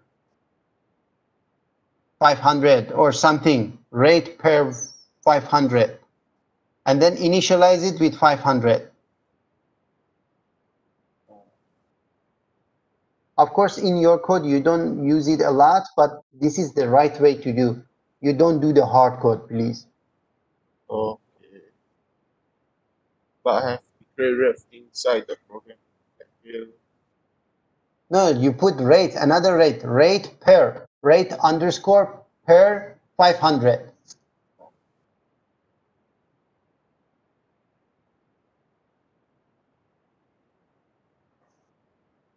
No, what is that? Wait. Rate per 500. So why you are distance 500?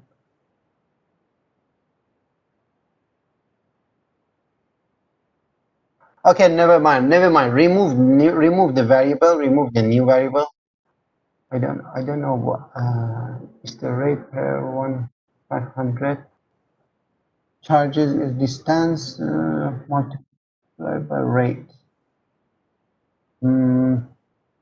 Okay, never mind. Forget that one. Just fix the problem of the 4 lines. You have to put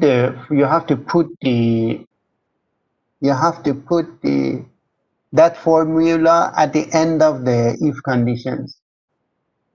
Do it only once, because you are calculating the rate, and then the rate. If the first if is for the rate, and then is for the distance. Distance more than 10. Distance less than 1,000. Rate is this, and then you can have the else if instead of.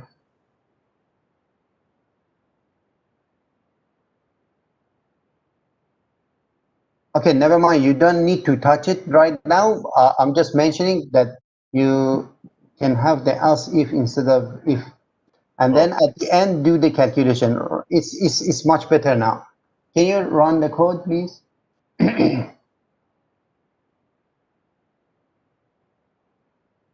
Weight of the package in kilograms. Okay, put it. It could be. Let me check the table.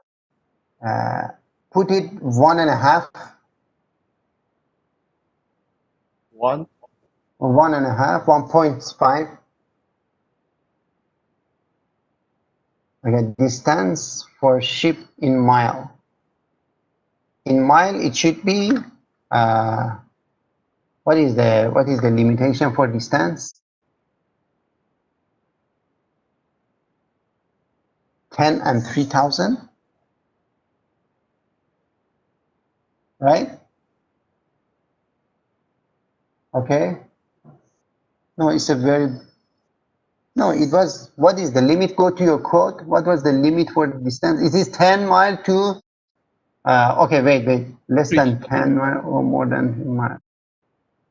3,000. Okay, put it only 10. Put it only 10. 10. Okay, do the calculation. Your ship charge is 0. Is it correct?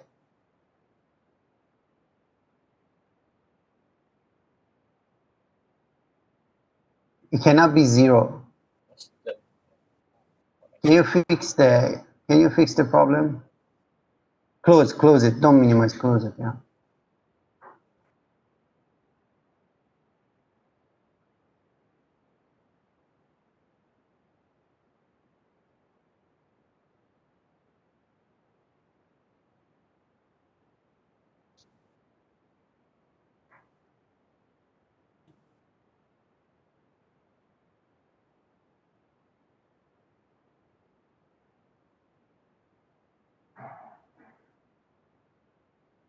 Because if it is 10, there should be Error. some output. Awesome. I think the problem is in line 18. You have to put equal sign there, because 10 and 3000 is also accepted. 3000 also. Yeah, the question is asking you less than 10 and more than 3000. It means the 10 and 3000s are accepted.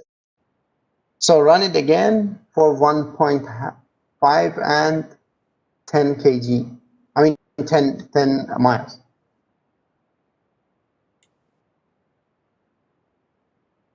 Okay, this is the amount you have to pay, which is like 22 cents, which is very cheap. Okay, can you check it again, rerun the code?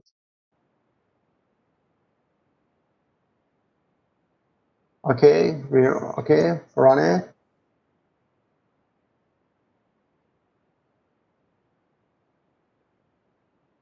Here minus 10. And then minus 20.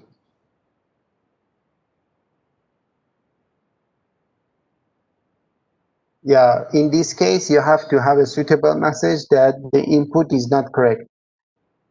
But I think the question didn't ask you. However, you have to check it for the negative value. Always when you are entering the values, which are integers, and you have to put positive values, you have to check it. Okay, I think it's okay. But certain about like if say rate per 500 miles, if like 501 miles is calculated as 500 or 1000. I'm sorry, I cannot hear you very well. Can you hear me now? Yeah. If like the miles distance is like 501.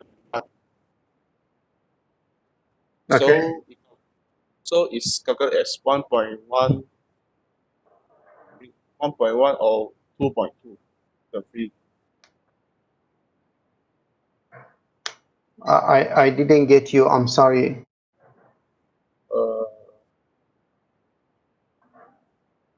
It's okay.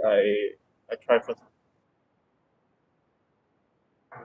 Okay. One more thing for some questions like this. At the first of the program, you can show the customer that table. You can create the table at the first of your program and ask the user to check the rate. The rate for the shipping is as below, and then create this table. This table can be shown in the output, which is very nice, very user friendly and clear for the customer. It is just, I'm mentioning this for the future. It's not necessary to do it right now. I'm just telling you, you can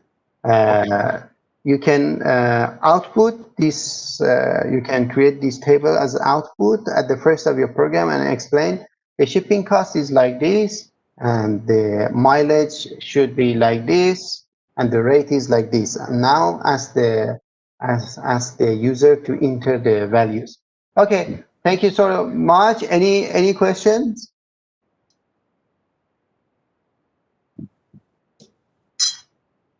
If no question, let's move to the, I think I have to move to the other class. Okay. Wong Sing and another guy should do the number 9 and 10. Okay, never mind. If the next session we have enough time, we will do it first.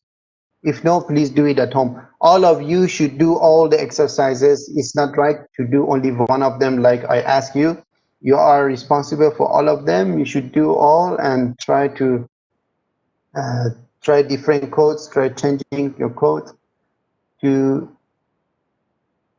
see how your code behaves.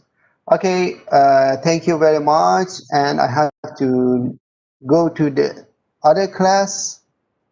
Again, if you have any question, drop me a message in Telegram privately.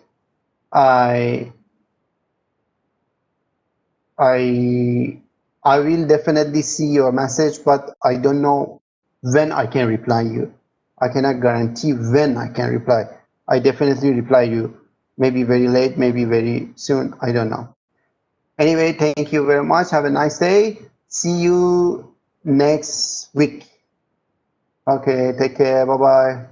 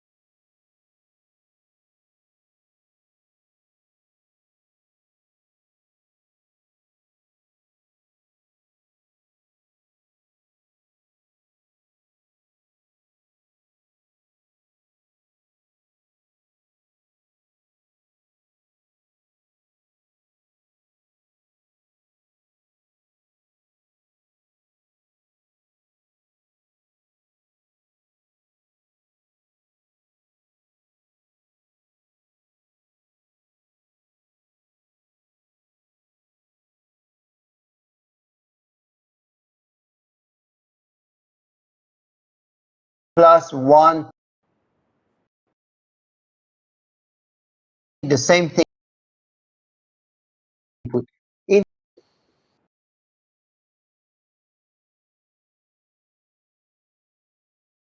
For example, the user enter red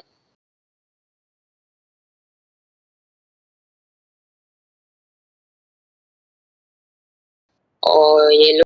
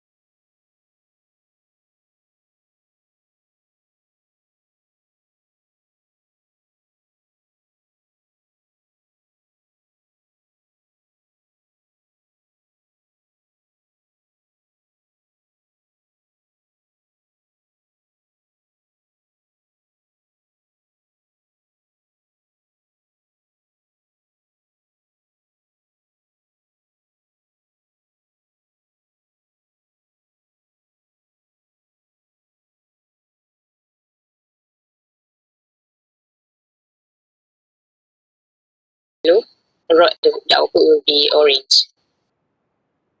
If the user enter yellow or red, but in yellow, maybe and get green, which is there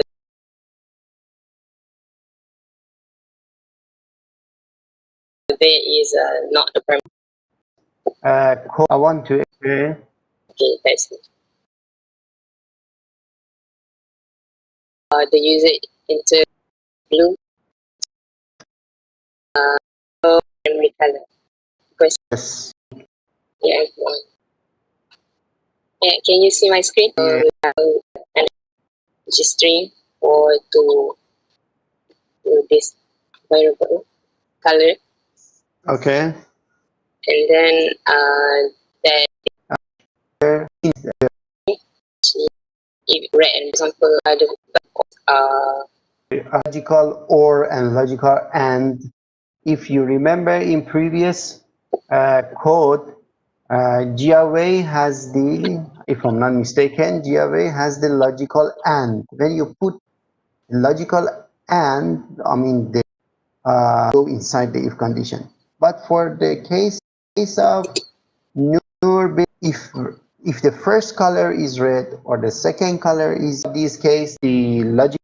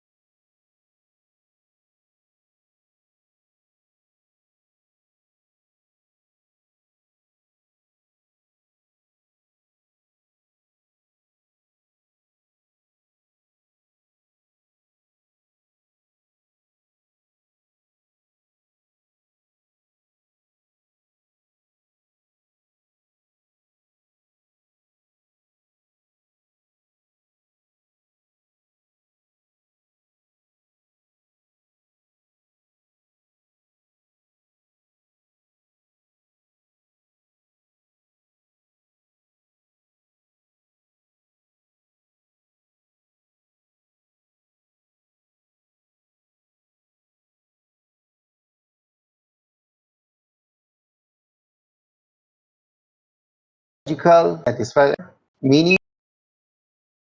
But for the case of if one is very nice, Green. Go to the is purple.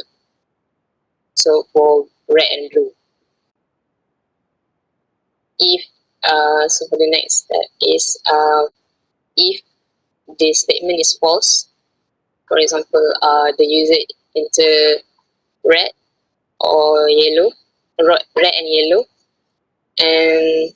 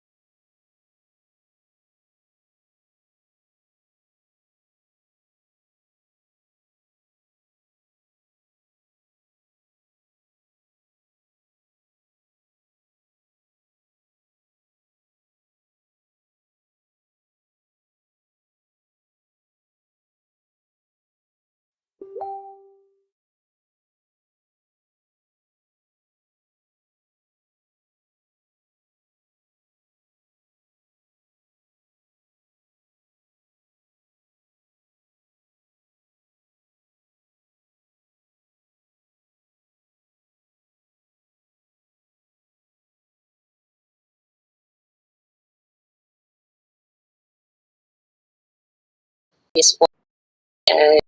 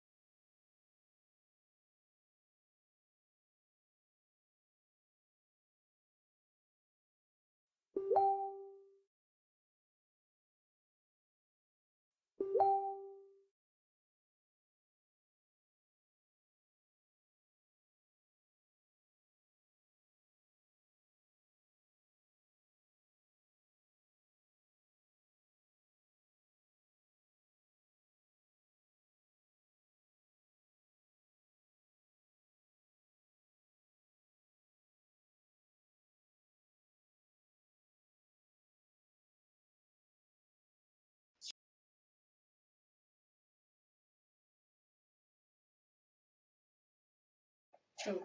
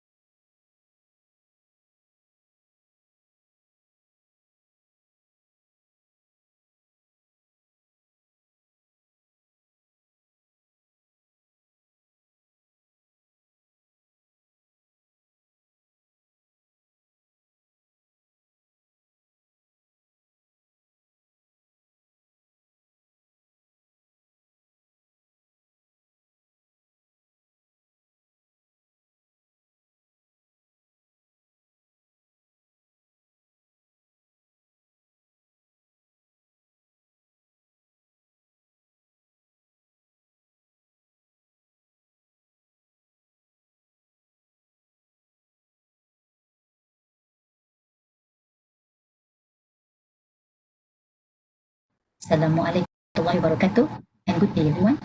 This video records the topic cardinality of sets, section 2.5. In the section summary, we will discuss on the cardinality, countable sets, and computability.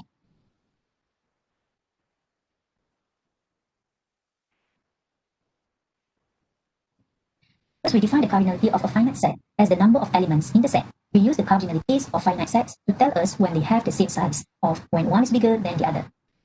In this section, we extend this notion to infinite sets. That is, we will define what it means for two infinite sets to have the same cardinality, providing us with a way to measure the relative size of infinite sets. The cardinality of a set A is equal to the cardinality of set B, which is denoted like this. Set A and set B. If and only if there is one-to-one correspondence. I hope that you still remember what is one-to-one correspondence. That is a bijection. Okay, bijections mean the size of domain is same with codomain. Okay, one-to-one correspondent. If they here have 3 elements, here also should have 3 elements. So the size will be the same. If there is one-to-one function, which is injections one-to-one function from A to B, means that A is either equal to B or less than B, meaning that there are also domain is same with codomain.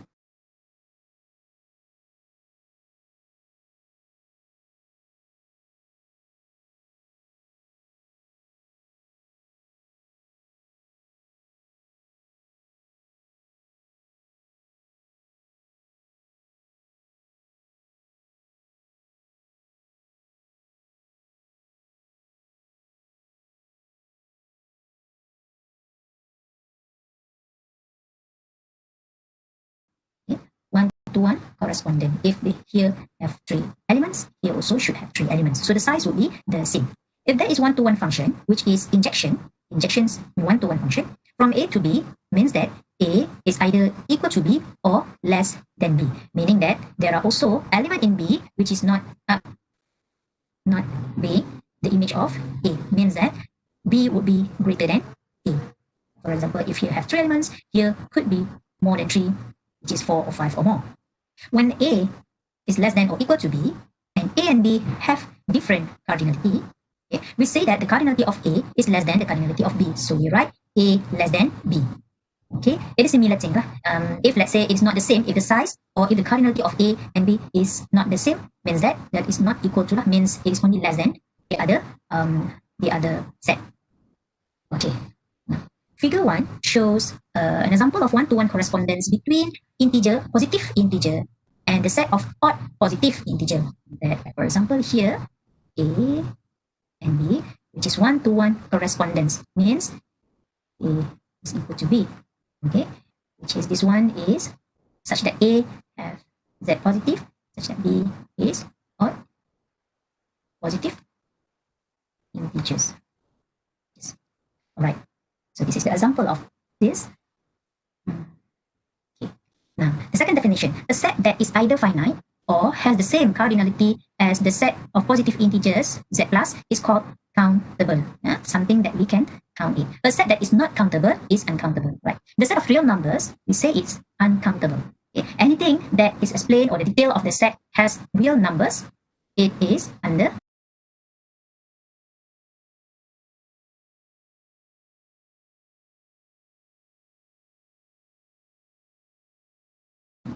uncountable set.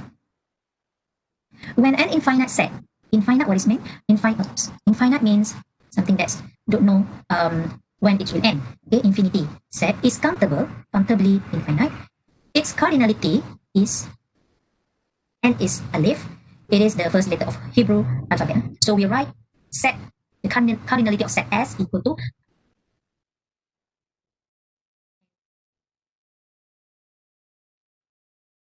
now we would like to show that a set is countable. An infinite set is countable if and only if it is possible to list all the elements of the set in a sequence. It's possible to list. Okay, possible to list means we can count it. It can be indexed. It can be indexed by positive integer. What is meant by index? Index is the positions of the element in the set. Okay, like for example, if index, A1, A2, A3. So this is the index. Okay. The reason for this is that a one-to-one correspondence F from the set of positive integers to a set S can be expressed in terms of sequence A1, A2, yes, similar to what I have just said just now. If that is for countable set. Okay. So countably infinite. Just now we just show on the countable, but this one countable and infinite. Okay. Imagine that we have a number of rooms, each occupied. We can always accommodate a new guest at this hotel. How is this possible? So the explanation is that because of the room of a hotel are countable, so the room is countable because the room, the number of the room, the rooms, okay, the total rooms are countable because it can be indexed in positive integer. Room 1, room 2, room 3, and so on, because it is positive integer. It can be indexed with positive integers, so that's why we call it countable. And so on. When a new guest arrives, we move the guest in room 1 to room 2, and the previous guest in the room 2 will be moved to room 3, and so on. So in general, the guest in room N should be moved to room N plus 1. Like this. A new guest is coming, it will be placed in the room 1. So the previous guest in the room 1 will be moved to room 2, 3, and so on. Okay? So meaning that in general, the guest in room N to room N plus 1 for all positive integers N. Positive integers N. So this will free up room 1, so which we assign to the new guest. And all the current guests still have rooms, but we don't know when it will be stopped. So that's why we call it infinite. Okay? Infinite.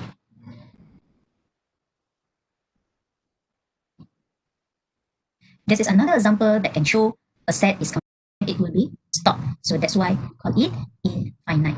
Okay? Infinite.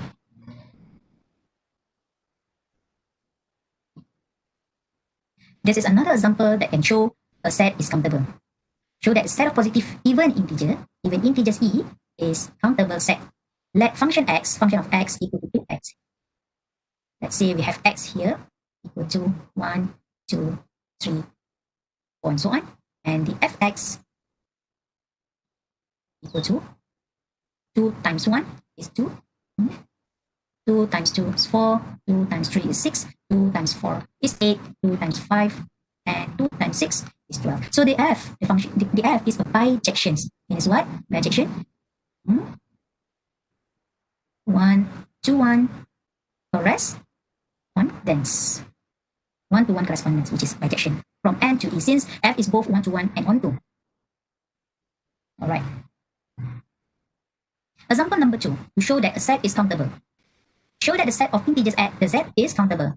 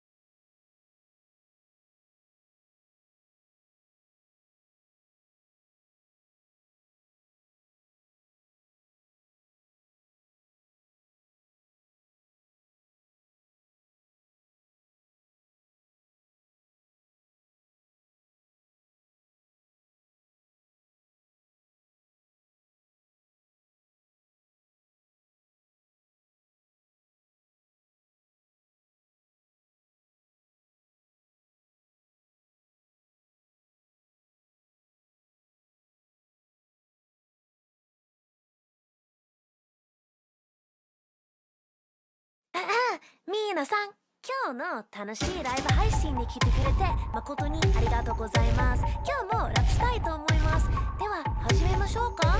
Fuck it, modern day kills really must take fun. More often people taking lives, rocking knives and guns. To be a murder connoisseur is in the ruins of hell. Get used to luring the audience with motive sense. Cause to my surprise, snatch your lives, 40 eyes, can she? Nice try, stopping the motherfucking debate. She a human in race, sure can't stop at the pacer. Make sure it stands enough around slate first. Jealous haters out there, high five, I see you. No one's gonna buy this bitch, I believe you. Cute as all hell in a literal sense. A bitter pretense, but the views are all out, no show dollars and cents. To me, now to tell the queen, say another sight. Another super radical, so as to tear your heart apart at the seams. Still the killer of your dreams. Slip your soul into my pocket, then I flee the scene. It's like that. If you take my advice, you'll be killed by what you don't know. But the other saying that I like so much more is along the lines that you reap what you fucking see. So gotta know, ain't it so? Could you let go of your soul from me? So go daiseki. I'm not asking for much. Do me a favor and die. 失礼しますが死んでください。Kill him with the bass. そのことが楽しい。T bitch. Murder is so fucking かわいい。かわいいね。瞬間不正か。Loyalty. Kill him with the bass till we get him to say alright. Yay. 素敵な朝。So it goes. Babies, listen up. It's what you want me coming in the night for ya. 勝手にやってる地獄で犯罪じゃないから。Bass high enough to exterminate ya. We'll dance anyway 'cause it's human nature. その前なんとなく一緒に楽しもう。あなたの死ぬ日まで。仕訳ないです。やりすぎました。なんで敬語でラップしてる？ちょっと変だ。Not what you expected, better tell you straightforward. Hear you all the way in hell, slamming on your keyboard. Go ahead and be so, but I won't run. Cause I'm a workaholic business lady, get shit done. Taking souls, not an industry for seconds away. But it's a mystery, it's a darkness, it's day in the sun. C-A-double-L-I-O-P-E, I really love to say murder shit, eye-opening. Taking words and get right up the cup and script my own thing. Murder with words ain't enough, that was the past me. So I'm seeking first class master beat to blast me. Humans come at me and mass, I think actually, whatever that means. Yes, whatever that means. Come a little closer, cause authority then laugh at me. If you take my advice, you'll be killed by what you don't.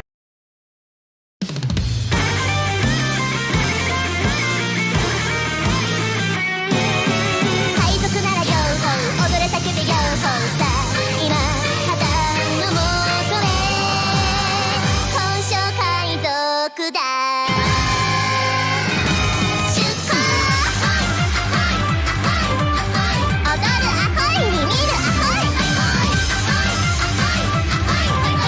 全速前進だ進め太陽はさんさん大航海日和だ歌え最高のテンション波の音に乗せどんぶらこ海でガールズパーティー丘で兄貴がハッピーお空手はドクロくんキラキラ山奥ボロボロマイハウスで夢を見てああ神様いつかこのマリンを本物の海賊にしてくなだ声を上げて再出航だ我ら宝生海賊だコンパス片手に旗を上げこの海をジャックしちゃうよそろついておいで共に両方両方叫ぼうああ最高の日々ようこそ我が船宝生の海賊だ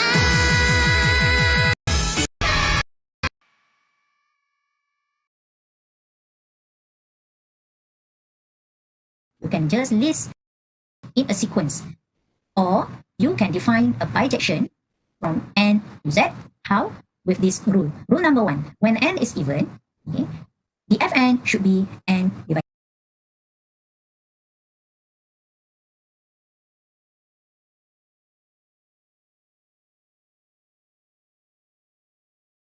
by 2, or half the n.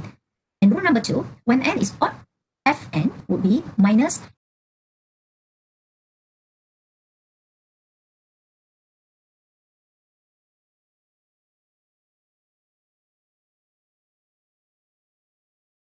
n minus 1, the negative of n minus 1 divided by 2. Let's see here.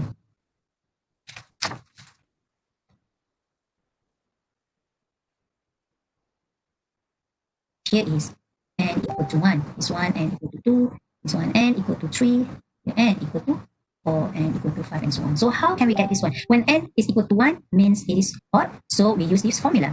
Okay, we use this formula where it will produce 1 minus 1 is 0, 0 divided by 2 means 0. So the second element, when n equal to 2, it is even, so we use this function. 2 divided by 2 equal to 1. And 3, when it is odd, so we use this formula. Negative 2 divided by 2 means negative 1, and so on. Okay, so that is how you get the list of the sequence for these two. Okay, even and odd. All right. Now we move to positive rational numbers are countable. Positive rational numbers are countable. So the definition, a rational number can be expressed as the ratio of two integers p and q such that q not equal to 0. For example, 3 divided by 4 is a rational number. The square root of 2 is not a rational number. Example, show that the positive rational numbers are countable. The positive rational numbers are countable since they can be arranged in a sequence. Countable.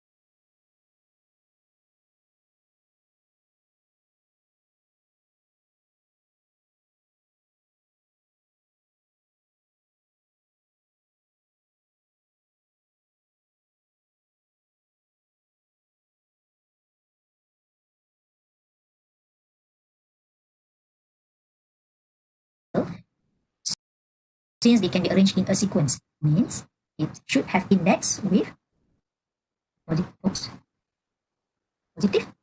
integer. Okay? Positive integer. The element 1, element 2, element 3, and so on. This is in a sequence. Count.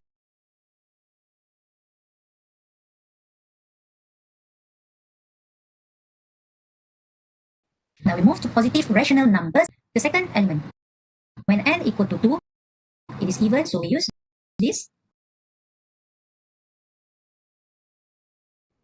function. 2 divided by 2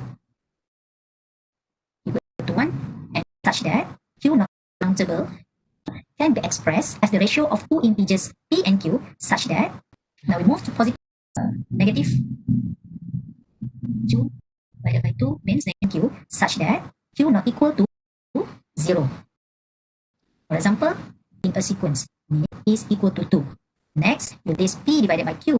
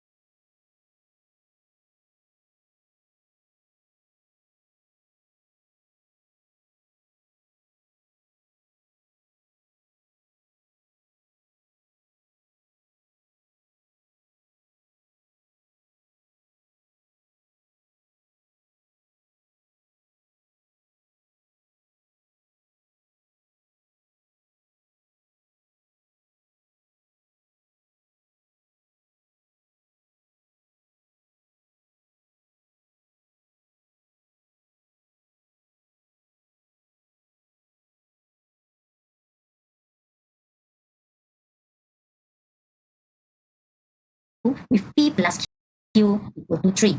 Okay, and so on. Right. Now, the first row, Q equal to 1. What is Q? When you have like this, P divided by Q, we call P is nominator,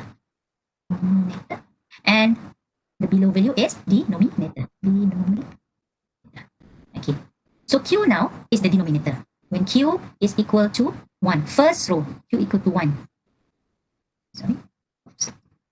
Equal to 1, this one equal to 1, 1.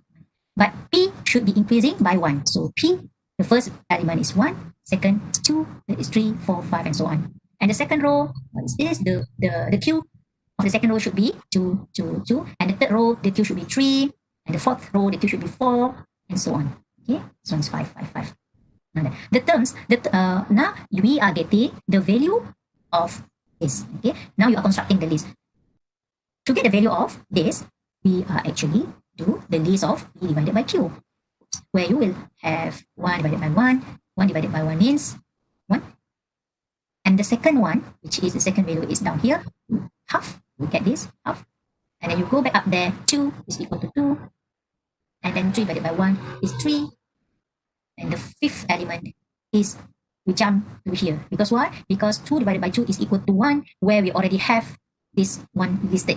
Okay, so that's why we just jump from 3 to 1/3. Okay, 1 divided by 3, 1/3, to be the fifth element. Okay, and so on. Like move down here, 1 divided by 4, and then 2/3, and then 3 divided by 2, and so on. Okay, the terms not circle, the terms that not circle, like this one, 2 divided by 2, which means 1, are not listed because they repeat the previously listed terms. Okay, there's no meaning. So that's why we skip to rewrite it.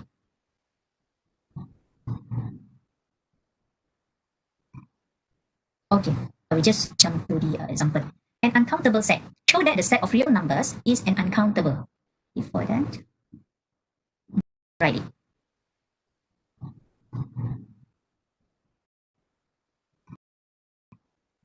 Okay, we just jump to the example. An uncountable set. Show that the set of real numbers is an uncountable. Before that, okay, we just go to the exercise. Show that the set of real numbers is an uncountable. Just now we already covered on countable set. So now we are focusing on uncountable set. It's a solution. To show that the set of real numbers is uncountable, we suppose that the set of real numbers is countable and arrive at a contradiction. Okay, arrive at a contradiction, then that's why we are telling it as uncountable. Then the subset of all real numbers that fall between 0 and 1 would also be countable, because any subset of countable set is also countable. Like for example, you have a set between 0 to 100. Okay, then you have the element here, because the subset of the countable, so this is the countable one. So the subset is something that we are looking here. Also countable set is also countable. So under this assumption, we assume, okay, this is only the assumptions. The subset is also countable. Under this assumption, the real numbers between 0 and 1 can be listed in some order. Say R1, R2, R3. Okay? Let the decimal representation of these real numbers be like this. Okay, like for example, between 0 to 1, okay, there should be few elements, a list of elements that can be filled up here, right? That can be filled up. Yeah. Okay, for example, R1 equal to 0 point something, up to equal to 0 point something. Where the ij is the element of 0, 1, 2, 3, 4, 5, 6, 7, 8, 9. Okay? The decimal expansion, okay? The decimal expansion can be 0 to 9. So we have D11 perhaps equal to 2. Oops. Looking at this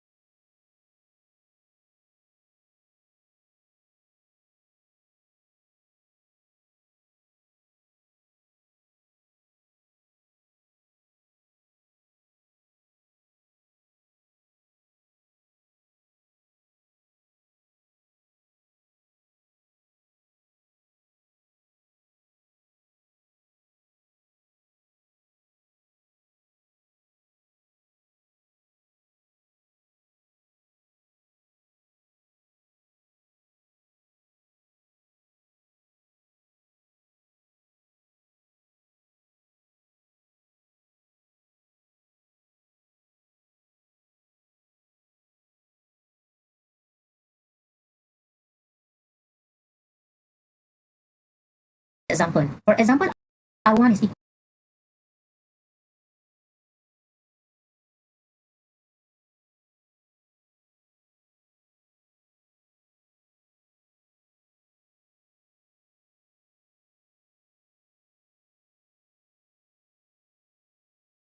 to 0.2379412. So we have D11 equal to 2.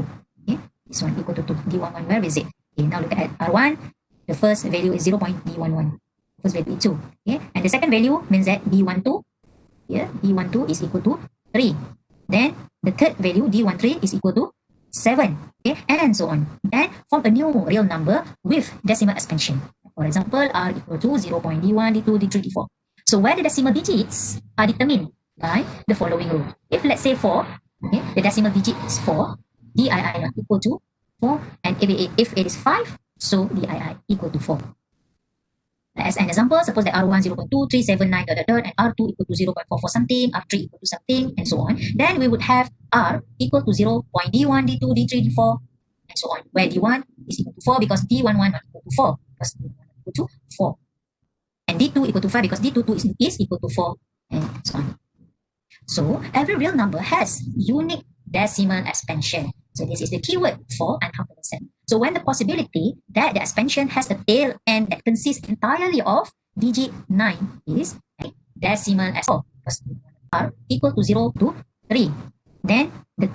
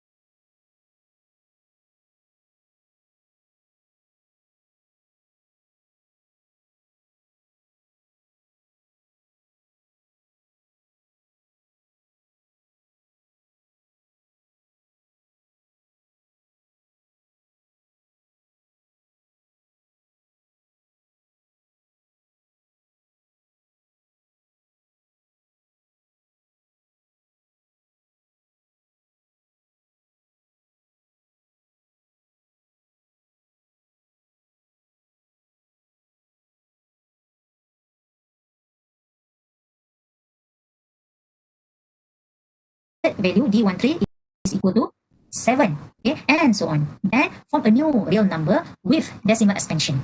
For example, R equal to 0.D1, D2, D3, D4. So where the decimal digit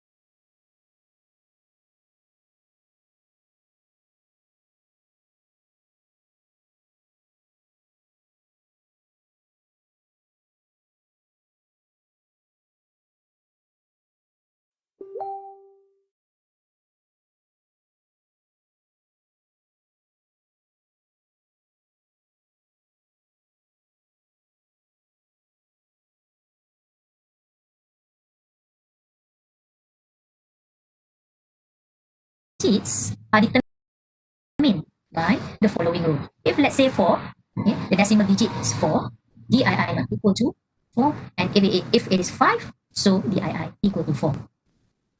As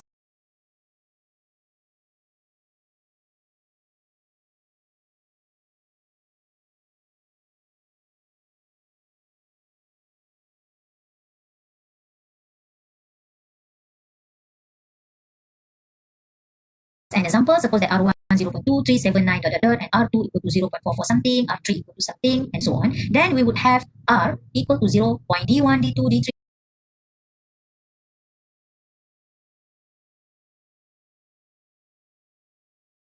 D4, and so on, where D1 is equal to 4.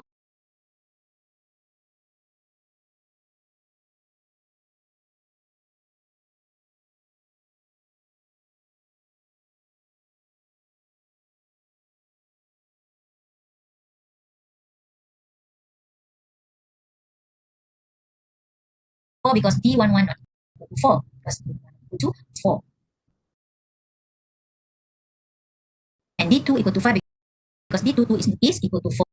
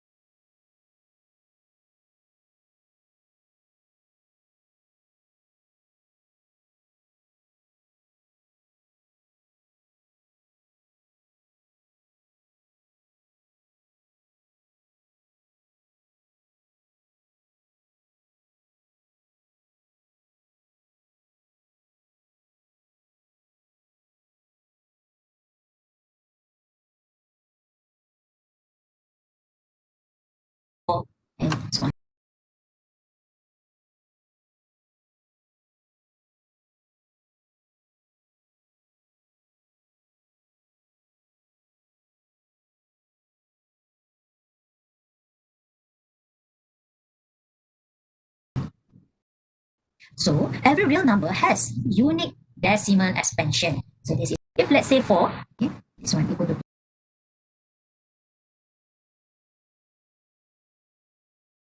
D11, where is it?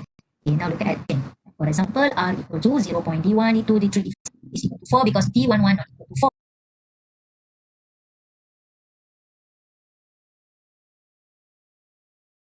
Because D11 equal to 4. And D2 equal to 5 because D22 is equal to 4, and so on. So every real number has unique decimal expansion. So this is the keyword for uncountable set. So when the possibility that the expansion has a tail end that consists entirely of digit 9 is excluded. So therefore the real number R is not equal to any R1 or R2 and so on. Because why? The decimal expansion of R differs from decimal expansion of Ri in the I.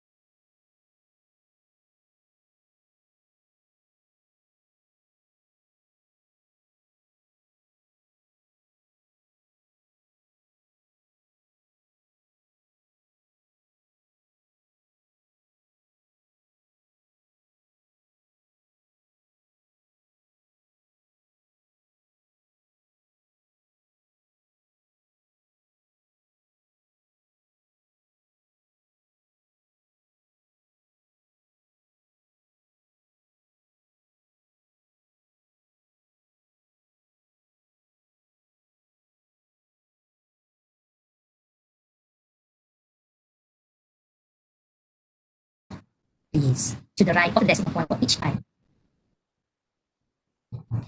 Thus, because there is a real number R between 0 and 1, that is not in the list. Okay? There are possibility that real number between 0 and 1 that is not in the list. The assumption that all real numbers between 0 and 1 to be listed must be a false. So therefore, all real numbers between 0 and 1 cannot be listed. So the set of real numbers between 0 and 1 is uncountable. We cannot count it. It is impossible to be counted. Any set with uncountable subset is uncountable. Hence, so the conclusion is that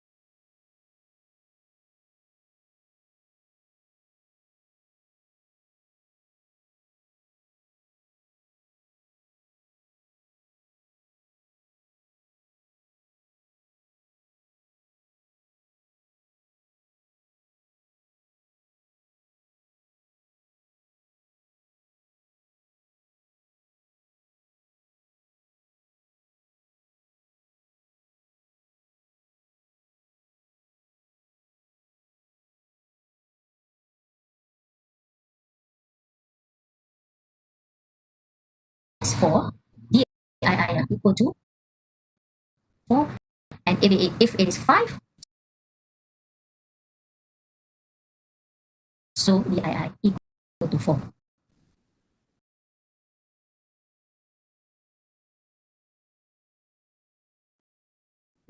As an example, suppose that R1 0.2, 379 and R2 equal to 0.4 for something, R3 equal to something, and so on. Then we would have R equal to 0, D1, D2, D3, D4, and so on. Where D1 is equal to 4 because D11 not equal to 4, because D1 equal to 4. And D2 equal to 5 because D22 is equal to 4, and so on. So every real number has unique decimal expansion. So this is the keyword for uncountable set. So when the possibility that the expansion has a tail end that consists entirely of digit 9 is excluded. So therefore the real number R is not equal to any R1 or R2 and so on. Because why? The decimal expansion of R differs from decimal expansion of Ri in the I is to the right of the decimal point of each I.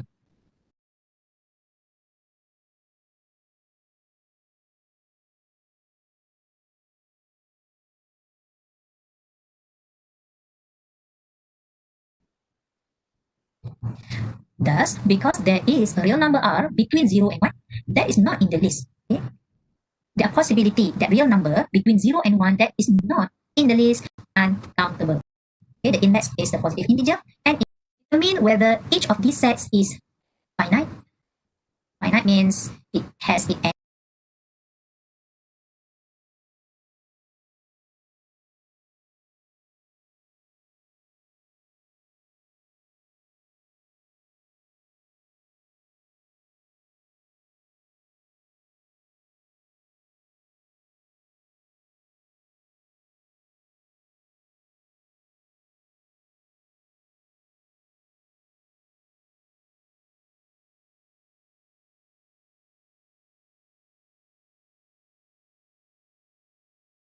Okay, you know when to end the number of elements in the set. Countably infinite means it can be counted. Okay, the index is the positive integer and infinite means infinity or uncountable. So for those that are countably infinite, as if we want to correspondence between the set of positive integers.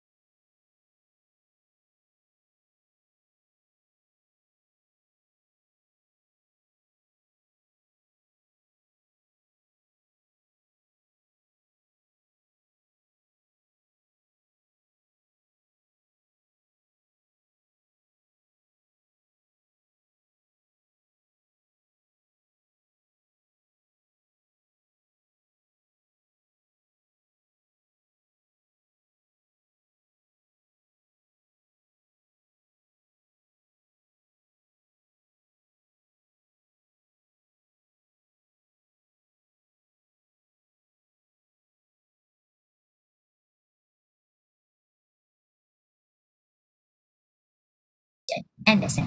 The first one, let's jump to the negative integers, countably infinite. For example, negative means that start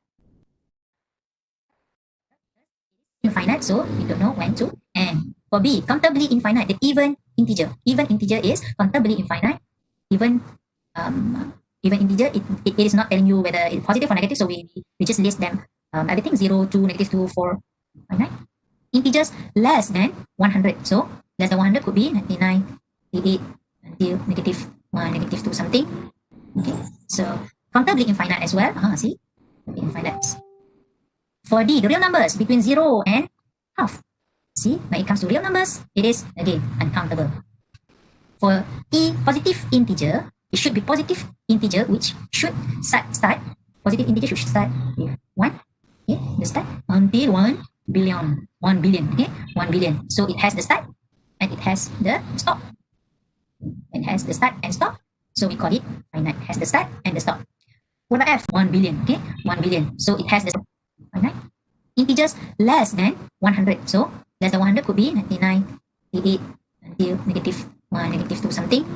Okay, so countably infinite as well. See, infinite. For D, the real numbers between 0 and half. See, when it comes to real numbers, it is again uncountable.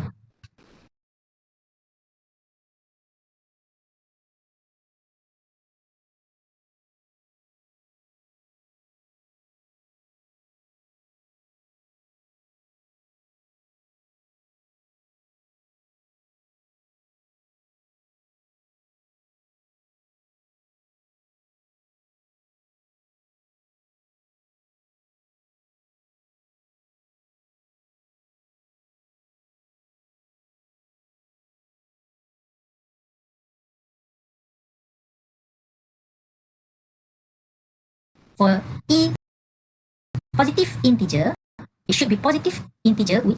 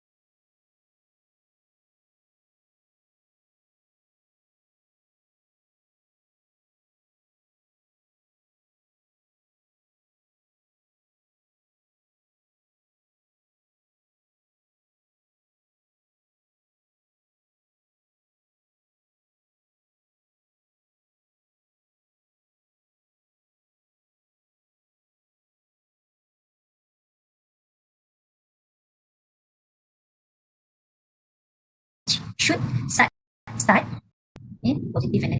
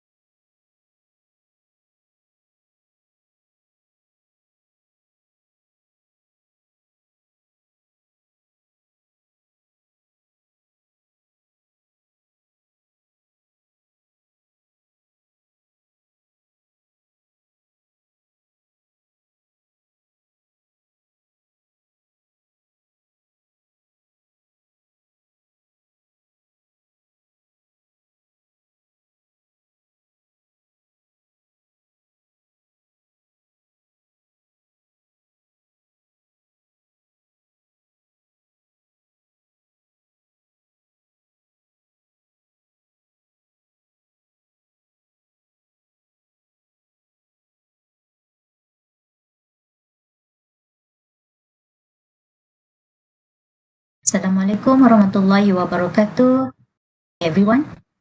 In this video, we'll be looking on section 2.6 matrices.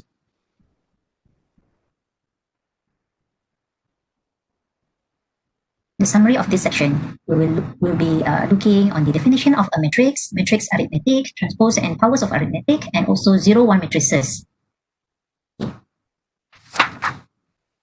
Matrices are very useful in discrete structures, to express the relationships between elements in sets. In subsequent chapters, we will use matrices in a wide variety of models. For instance, matrices will be used in models of communications networks and transportation systems. Many algorithms will be developed that use these matrix models. In this section, we'll review matrix arithmetic that will be used in these algorithms. A matrix is a rectangular array of numbers. A matrix with m rows and n columns is called an m-n matrix. The plural of matrix is matrices. A matrix with the same number of rows and columns is called square. For example, you have 2, 3 times 3, 4 times 4. These matrices are called square matrix. Two matrices are said to be equal if they have the same number of rows and the same number of columns. And the corresponding entries in every position are also equal. Okay. So this is the example of 3 times 2 matrix. 3 times 2 matrix, which is n times n, which is this one is the row and this one is the column. Row 1, 2, 3 and column 1, 2. Okay. 3 times 2. Denotation. We denote that m, n, okay, the position of the first element in the matrix. Okay, look at the first notation here. This is represent the m, okay, the row, and the second represent the n, which means the column. Okay, so this is the first row, which see the first number is 1, 1, 1. And the second number represent the column, which is column 1, column 2, and so on until column n. Okay. Matrix arithmetic, addition. So we define addition from matrix of A and B. We call it the sum of A and B, which is denoted by A plus B. Okay. A plus B is the m times n matrix that has the Aij plus Bij. So if let's say A is equal to Aj, okay, it's something here for the value of mn. B also have its value of m and n or Ij. So in other words, A plus B also Aij plus Bij. Example, you have matrix A and matrix B, okay, where you have A 3 times 3, okay, B 3 times 3, okay, B times 3. All right, now how you're gonna sum up these two matrices to get the product? That say you have C, okay, the results or the results of addition between A and B is C. Okay, let's see. First one is A11, A11 plus A11, B11 here. So 1 plus 3 equal to 4. To get the second one, 0 plus 4, then you get this one. And to get the third, the first row of the third column, where -1 plus -1 get -2, and so on. Okay. So when you do this, if you notice that matrices of different sizes cannot be added. Like for example, if you do have element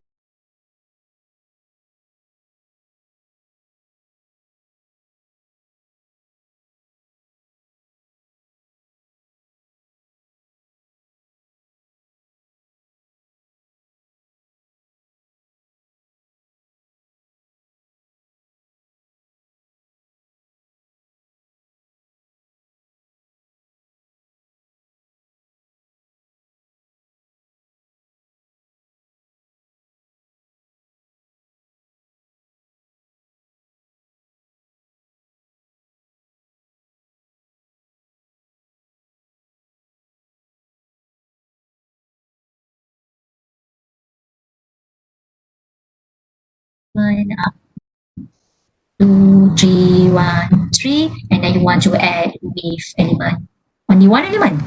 How can you do that? So this is cannot be done, right? Cannot be done because have different size. The next arithmetic multiplication. Let A be an M times K matrix and B K times N matrix. So the product of A and B, which is denoted by AB, is the M times N matrix that has its I and J element, which is equal to the sum of the products of the corresponding elements of the ith row of A and the jth column of B. Let's look at the example. Okay, means that it is a product of, this is the first matrix and the second matrix is B. The first matrix should be the ith row of A. Okay, I row of A, 1, 2, 3, 4. So the product should be 4 times 1, 2 times 2. So this should be the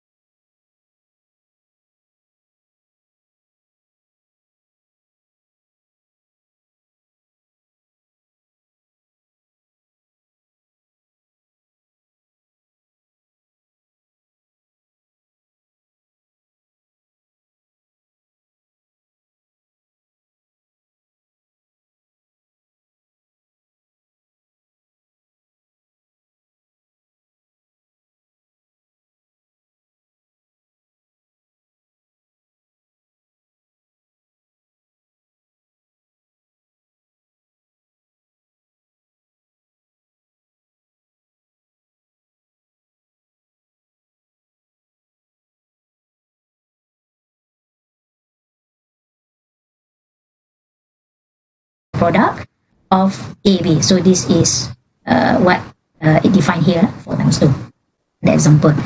So note that the product of two matrices is called undefined when the number of columns means here columns of the first matrix is not the same as the number of rows in second matrix.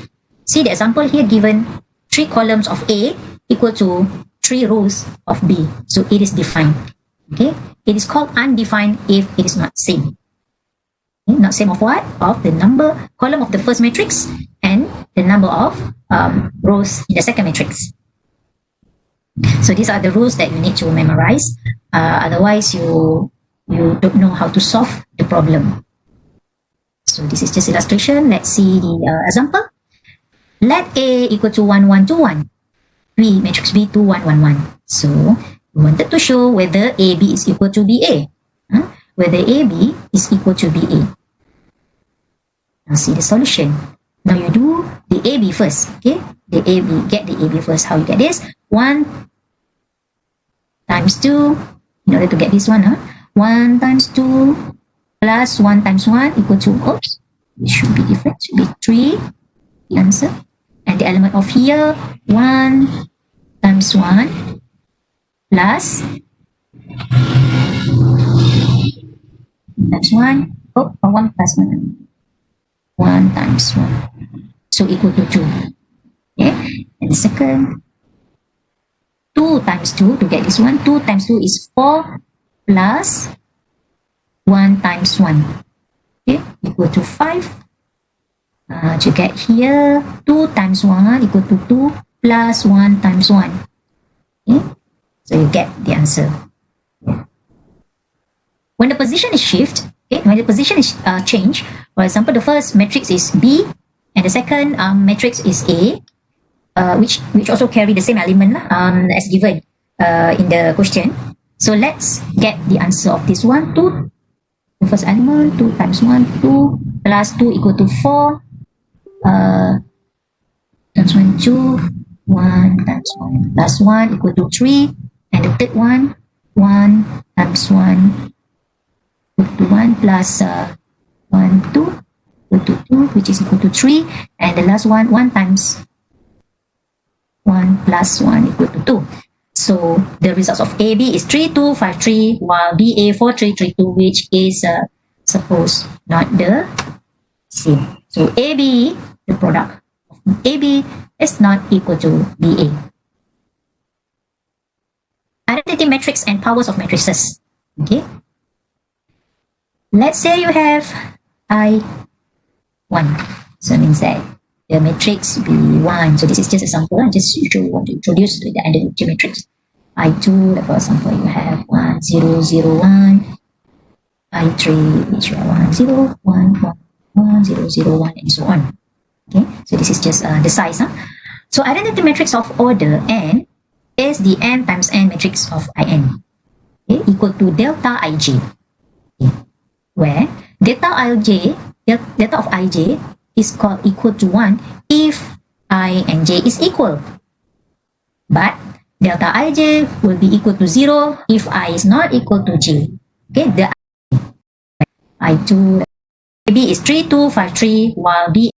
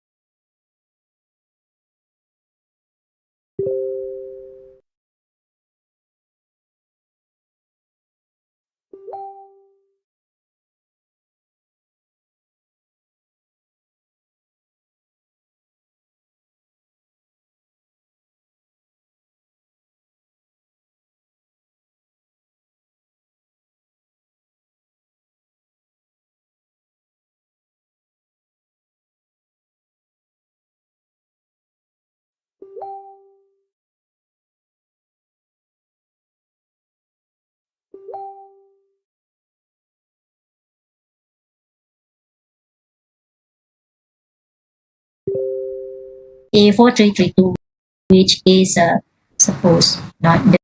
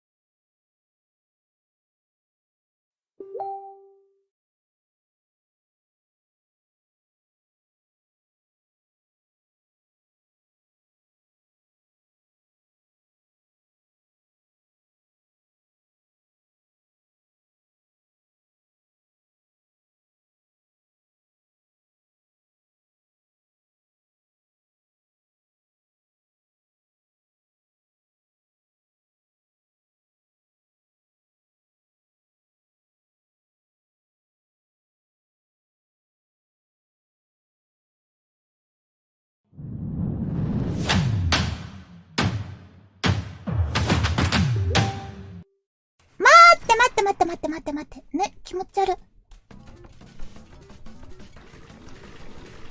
気持ち悪い。何それ気持ち悪い。ちょ、待って、気持ち悪い。あれ、気持ち悪い動きもする。気持ち悪い。で、気持ち悪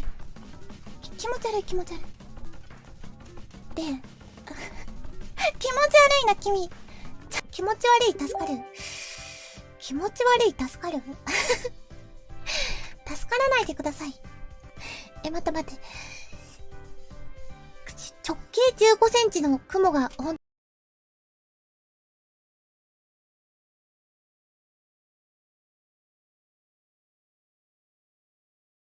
と無理なんですけど。気持ち悪い。鳥肌がすごい。鳥肌がすごい。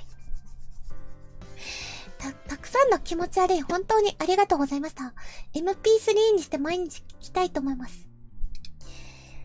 いやー、それはちょっと気持ち悪いですね。昨日ラビーママに気持ち悪いと言ってもらえたとツイートしたところ、フォロワーにも気持ち悪いと言われてしまいました。さらなる高揚感を得たいと思うので、ボイス収録の際には気持ち悪いと蔑むボイスの検討をしていただければ幸いです。気持ち悪い。もっと本気で気持ち悪がって。気持ち悪い。気持ち悪い。感情込める。気持ち悪いに感情込めるってどうすればいいんですか？気持ち悪い。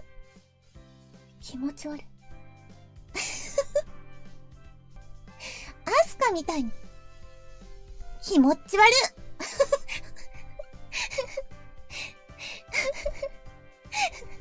もっとキーは最初に割ってから開ける派。最初に割って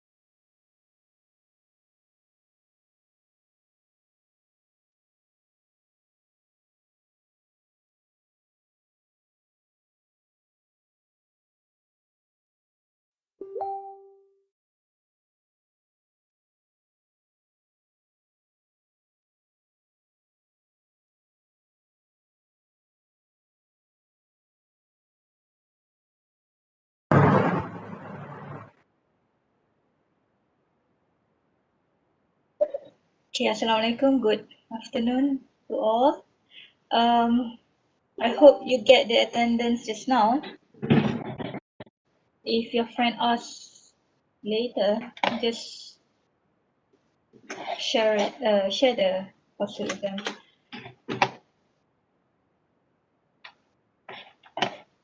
Okay, let's continue. There are a few subtopics for chapter 4, but I'm probably going to try to go a little bit faster. But if it's too fast, please tell me. And if you are having networking problem, please inform me as well. Doctor, we stopped last time at if and if else statements only. Yes, we completed up until if, else, if. And this The is the nested loop, continuation. yeah? Yeah, we do the nested and then we do the if and else if. Okay. Okay. Is this has a relation to if and if else statements? Like? Flags. Let's have a look.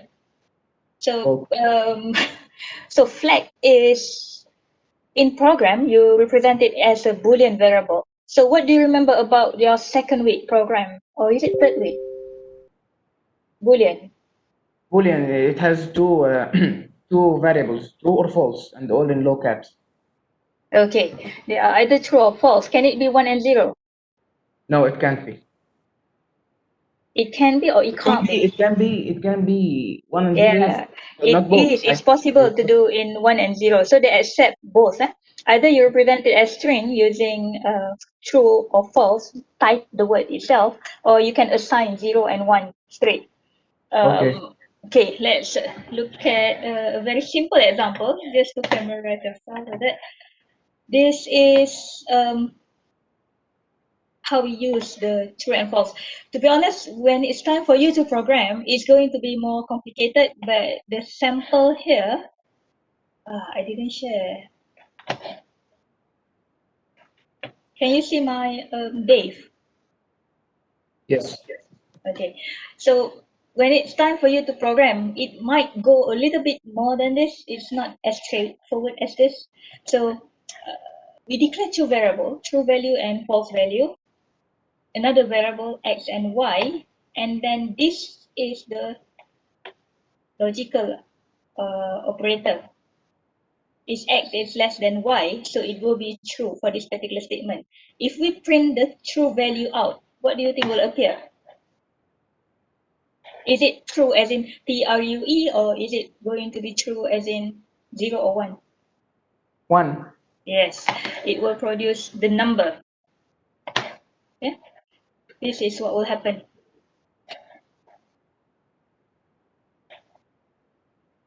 So how do you print out true instead of 1, 0? Help your friend, if someone asking about the password. So right now they are printing 1 and 0. Tell me, how should you tell the user if you want it to print out true or false instead of 1 and 0?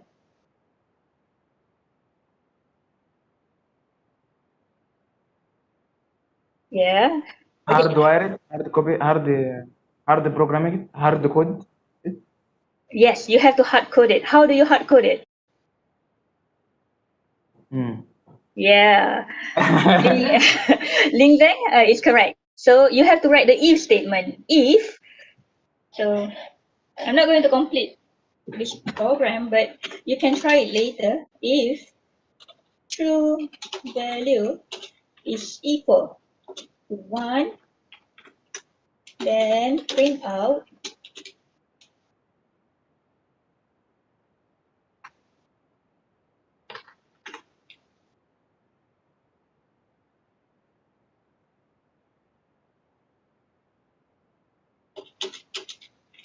else. You continue, right? So this program is the very basic, but I want you to try something.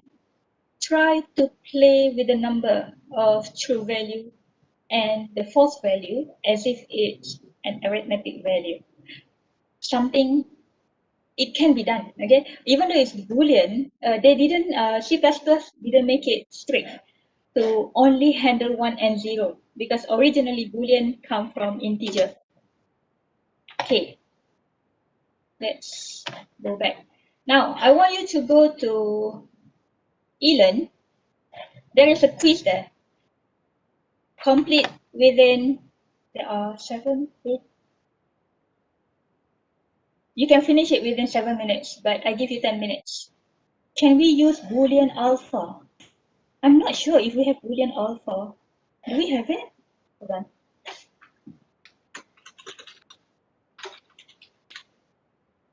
I don't think it is in the default one unless if they have a special library, Jackson. What is Boolean alpha doing, Jackson? Okay, for everyone else, please go to eLearn and do the exercise that is suddenly appearing in your week 4. Doctor, it shows only A is bigger than or equal B. Char are not A bigger than or B. What is the number? Or it's just like this? There's no value for A and B. Oh, it is the value. It is the value. Okay. You mean the character A is bigger than the character B, right? They have this one, right? 1 minute. Yes. What? Which Look at, one? Yes, yes, look at yes, the chat. Yes. Okay. It means character. Character, So you right? have, yes. You have to 65 remember and what you learned 60. about ASCII. Yeah. Yeah. Yes. Okay. You don't have to memorize all, but you just have to remember a few. You will know the answer already. Okay.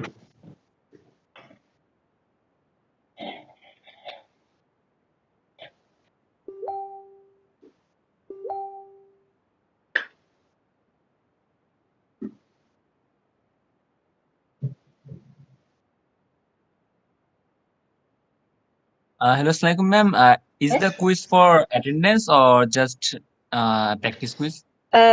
Just for practice, so that I don't have to go through the slides. I'm not going to go through the slide. It's too dry. Okay, thank you, ma'am. Okay.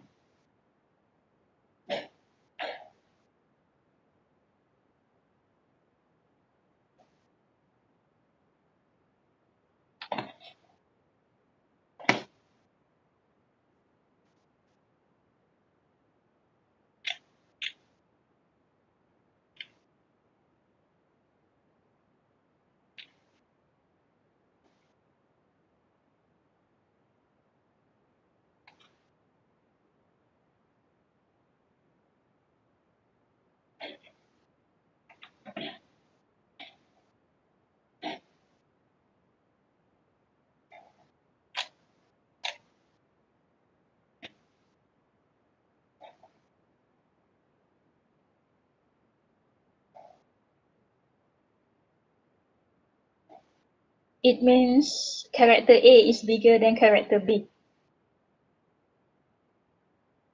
Remember when you do the syntax coding for converting character into ASCII, or is it ASCII converting into character? Yeah, you only been exposed to A and B, isn't it? So you have to remember which number is bigger.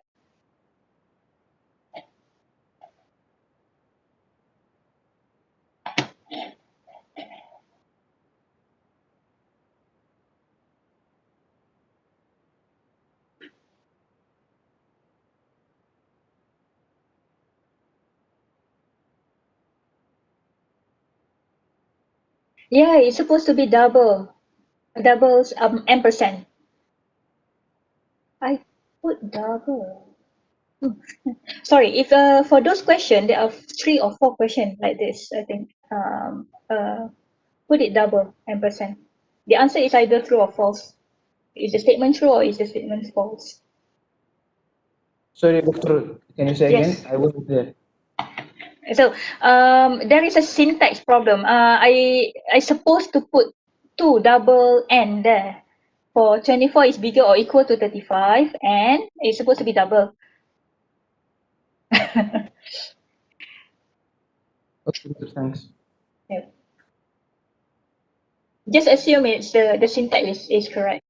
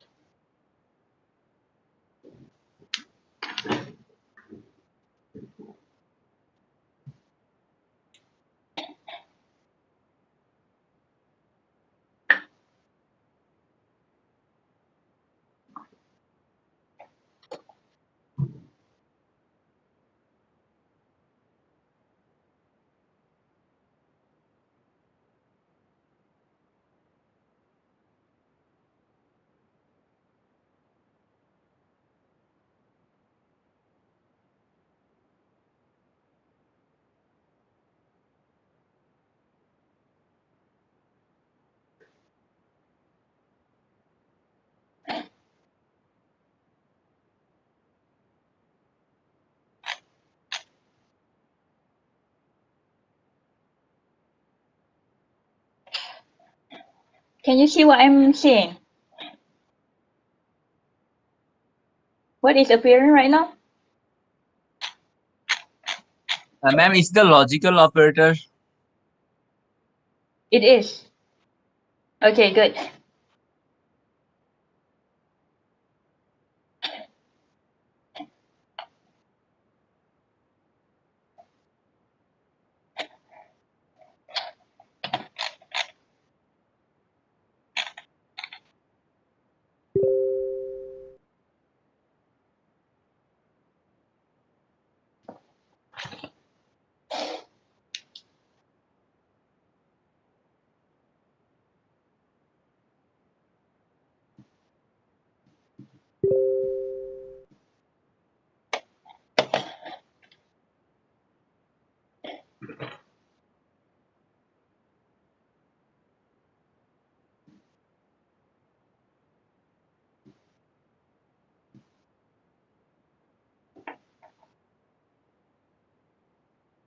Question 8. Ordered, is it the precedence question? So if you are given the operators, the different operators, which one will be interpreted by the compiler first?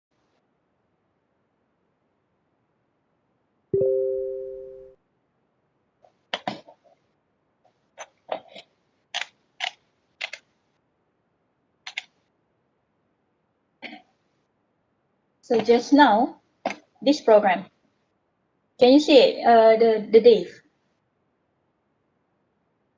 Okay, we have then the assignment and the double equal.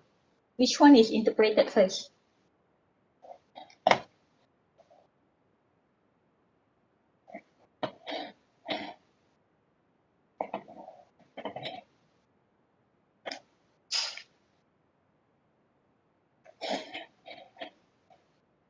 Is it? Oops.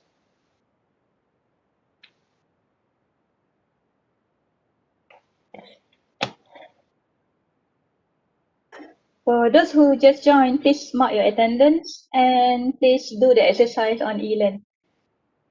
Oh, there's only 2 minutes left. 2 minutes? Yeah, 7 minutes. Oh my God.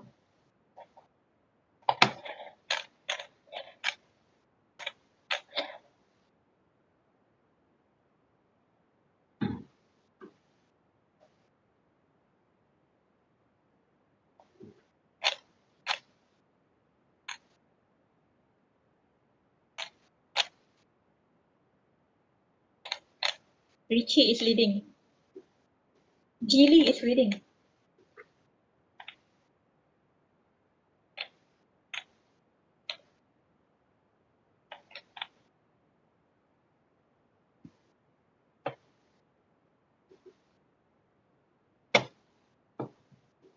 Jawi, you did twice?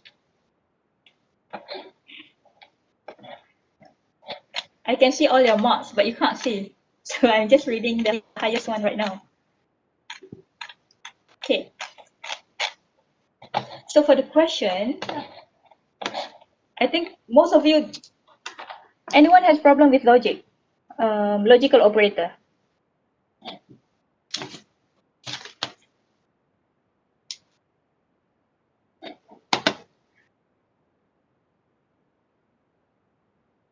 Who get the order of precedence? You are still doing it, isn't it?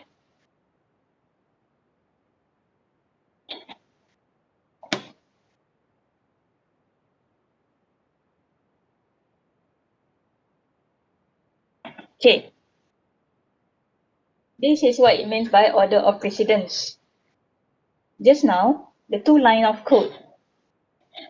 I'm sharing my code and my browser. Can you, sorry, and my slide. Can you see both? Code. Yes, okay. Please do it. All right. Doctor, we only see code, but I want to ask a question about the quiz. It says, what is the difference between the unary operator, exclamation mark, plus, minus, and the only plus and minus? The unary operator means you have only one operand. Basically, One if operand? it's basically if you are seeing the operator plus, you have the left and the right value, isn't it? You have the left and right integer or float or double. So we call the Yes. number as operand. So if it's unary, there's only one variable associated with that operator. So Yes. the exclamation mark is for not symbol. Not. The plus is for positive number and then minus is for negative number. And the positive is already there. We don't need to put it, so the program knows that it's positive. Yes, by default it's positive, yes. Yeah. But for negative, they have to put it in. Negative and not. Negative for numbers and not for true or false, right? Something like this. Negative for numbers. Come again, Hazim. What is the difference between the not and negative? Do you put the not next to numbers and negative to next numbers also? I mean, if you find an equation in C++, -7 plus 7, the -7 will be interpreted first, not 7 minus 7 interpreted and then negated. You know what I mean? Oh yes. You're right. Yes. Yeah. The answer would be -14.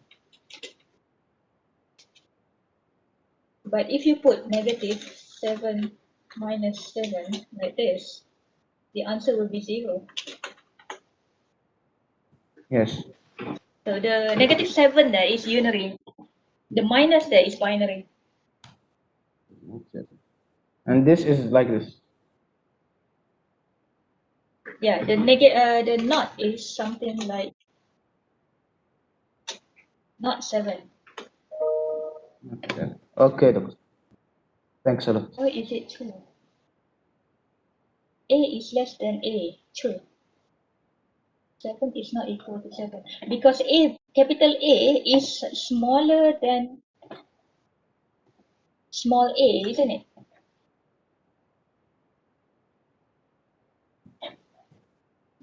If you find the ASCII, yeah, the number the small letters is having higher ASCII number than the caps. Yeah, thank you. Wow. Is my mic on? Oh, sorry.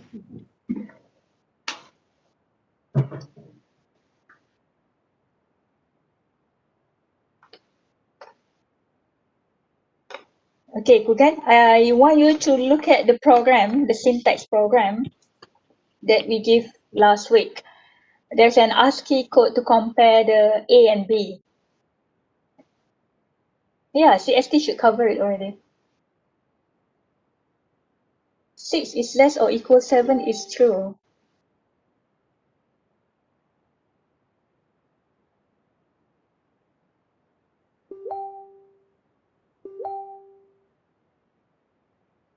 That one 7 is not equal to 7, that statement is false. But that statement is also coming out with an OR operator, isn't it? The other statement is correct.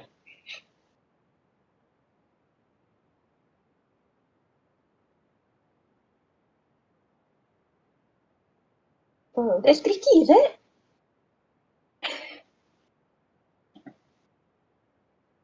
Yes, it will be false.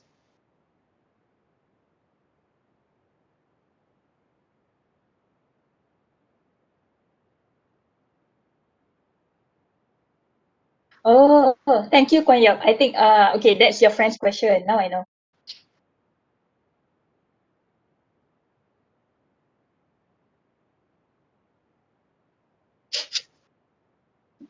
Okay, people, continue. Don't argue there. Yes. Character capital B is bigger than character capital A.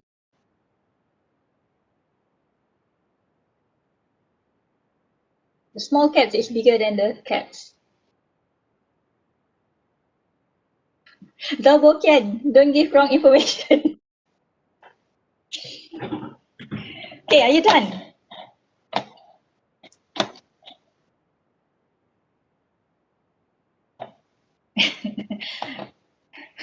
7 factorial. Well, factorial is also a unary.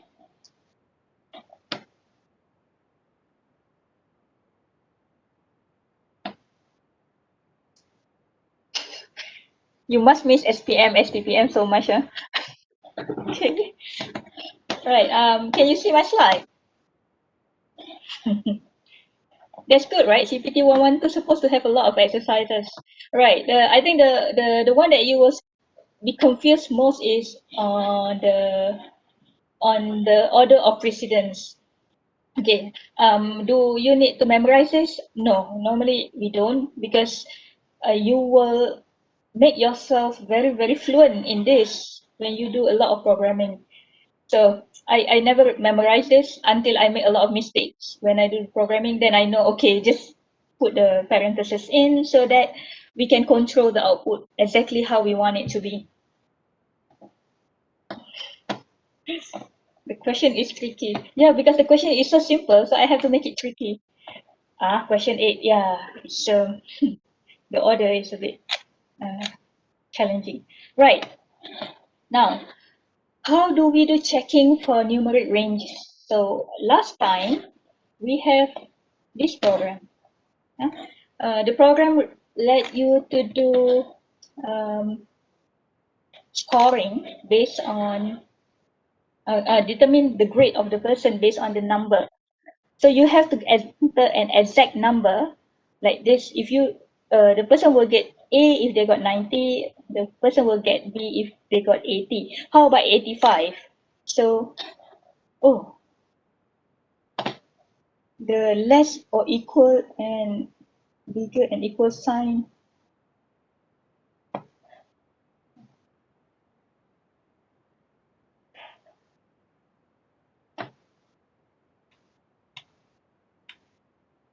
Is it okay, Alia? Can is the one direct type is okay?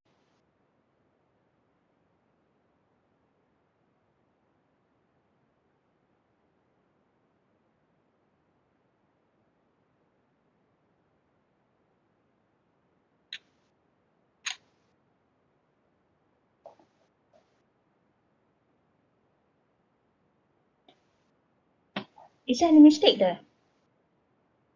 Oh, okay. But 6 is less or equal to 7 is true.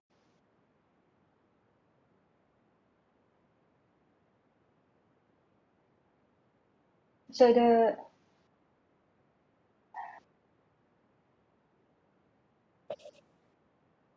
Alia, you okay there?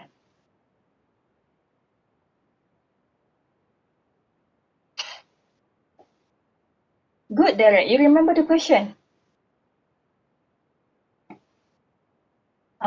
There is a knot there. So for this particular question, the one that Ling Zheng highlighted, 6 is less or equal to 7. It is true, but then that statement, whatever the answer is, you have to negate it. So if the answer is true, you have to false it. If the answer is false, you have to true it. Why 6 is equal to 7? No, 6 is less or equal to 7. Yeah? Yeah. You probably need to scroll up a bit. Your 3 of your friends trying to explain it. Okay, let's continue. Come. Let's look at the program. Unless you have problem with the logical. Okay, if you have a range, how are you going to solve it? Because this particular program, they cannot process if you put 85, for example.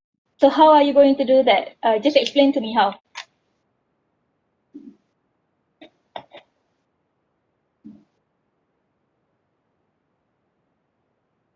If you got bigger or equal to A, you will get this. But how about if you want to put...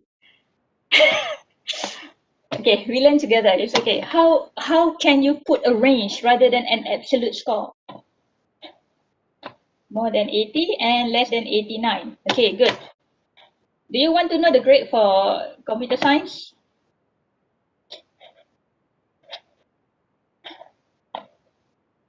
Someone is asking password, help. Okay. Let's say we have this. I want you to. I provide A and B, A and A minus here. Okay. Now I will provide the others.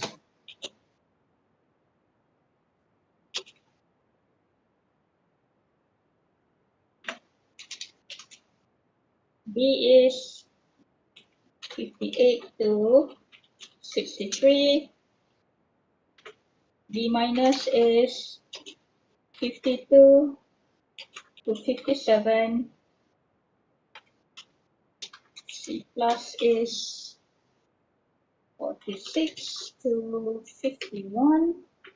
C is 40 to 45. C minus is 36 to 39.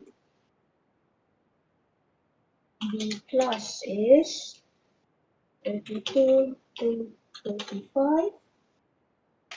B is 28 to 31. B minus is 25 to 27. F is less than 25. Okay. What I provided in the program is a simple if-else statement. But because we have A minus, we cannot use char grade. Originally, I put here char grade. Because if you use char, you need to use array. Array will be covered on the second half of the semester. So we need to use string. Okay. Based on the example here, just to practice, complete the program. This is a nested loop.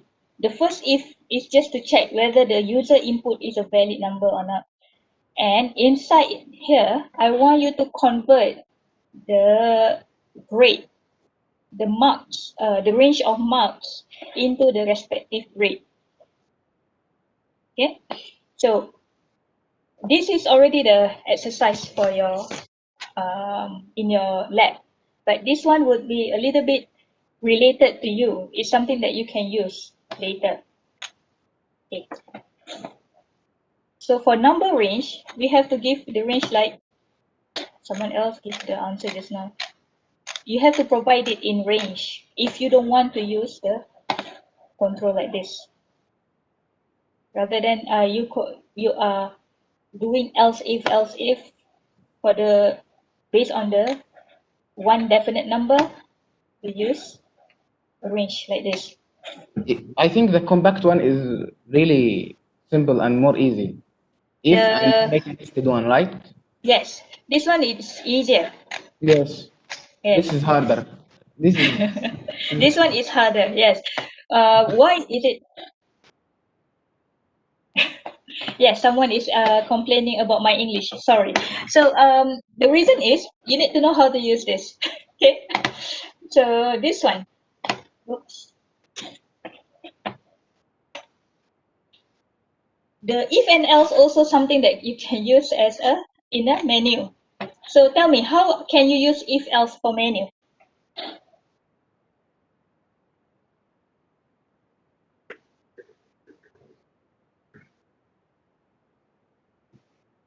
Ling Zhang? No, switch case is not here yet. Wait. I'm calling Ling Zhang because his name is originally at the bottom just now. hard code, Doctor. Options. You send a prompt telling the options. A is for calling the pizza service. B is for example, burger. C is for let's say rice with meat. Then I will ask him to enter A or B or C. Okay. Then that hard code these options to A and B and C. So the one that you described is very closely to switch. Are you familiar with switch? Nothing at all. This is just assumption. Okay, that is actually the how to use a switch case for menu perfectly.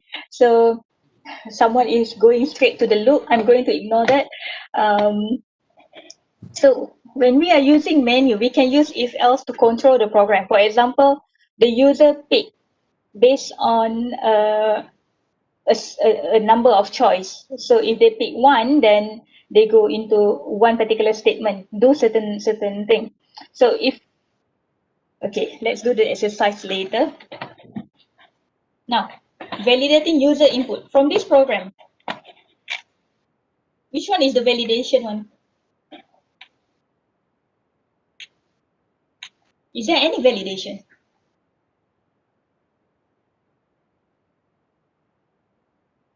Good. Okay. Line 18 is for validation. We are checking the user input, whether, why I put the validation and ask you. So it's not supposed to be there. Okay. Because when the user key in mark, you have to make sure that they put the number within the range. So if by right, when you write a complete program, if there are 5 different input, you have to write the validation for 5 variables. Okay, so for now, the input by the user is marks and subject. So you need to do a validation check for subject and marks. Okay, we talk about theory here. Now, can we use compare string using the logical operator? Can we use this? For comparing,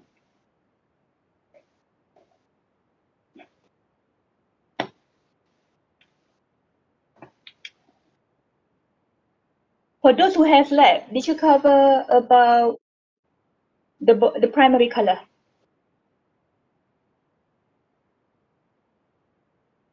Yes, doctor. I made yes, I made something like it. Okay. Made if color one is not red and not yellow and not blue, with the help of Dr. So Muhammad you Ali. use, yes, you are using the not equal to, isn't it? Yes, yes. Okay, and double equal. So you also can use this operator. Bigger than equal, less than equal. So this input is to determine how whether the user is entering numbers or they are using digit uppercase or lowercase letters. So if I enter A, because the input expected is only a character. Can you see the screen?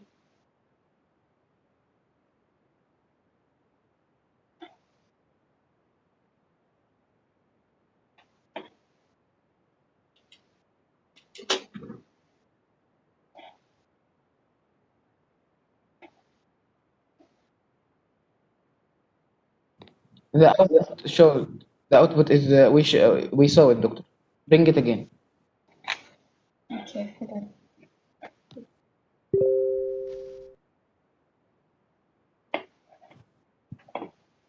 Okay, It's appearing on my screen. so if we enter a number, they will tell you you entered a digit.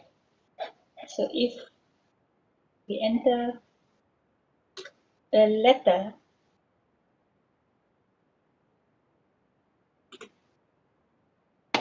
yes, I think, okay, this computer is a bit, I have 2 computers, so one of them, this one is not really easy to share.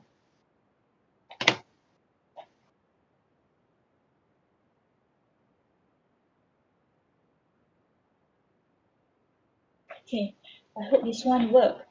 So if I put capital W, then they will say we are typing an uppercase letter. So how did they check? Tell me. They are using their character directly. They are not using ASCII.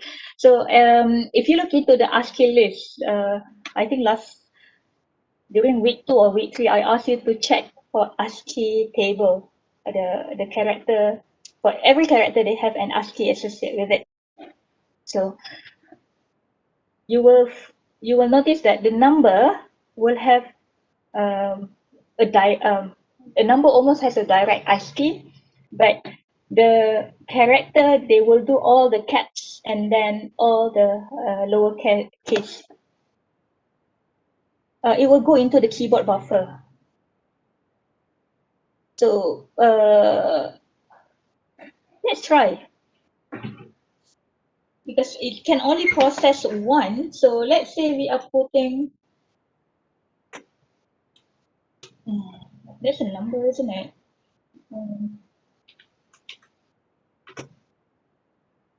Yeah. What happened is the tag cin.get will get the very, ch will hold the very first character in it. So ABC, they process it as A. Let's print out.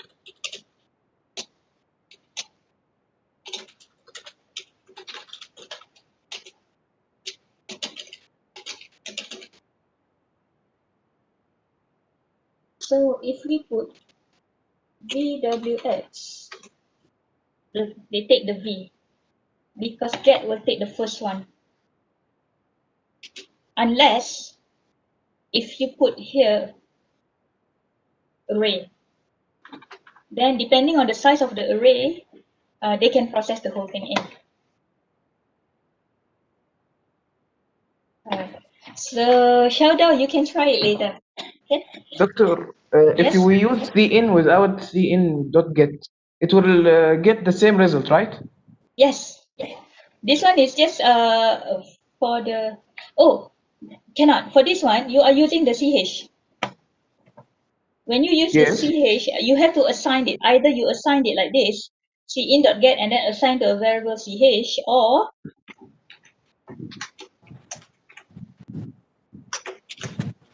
you can do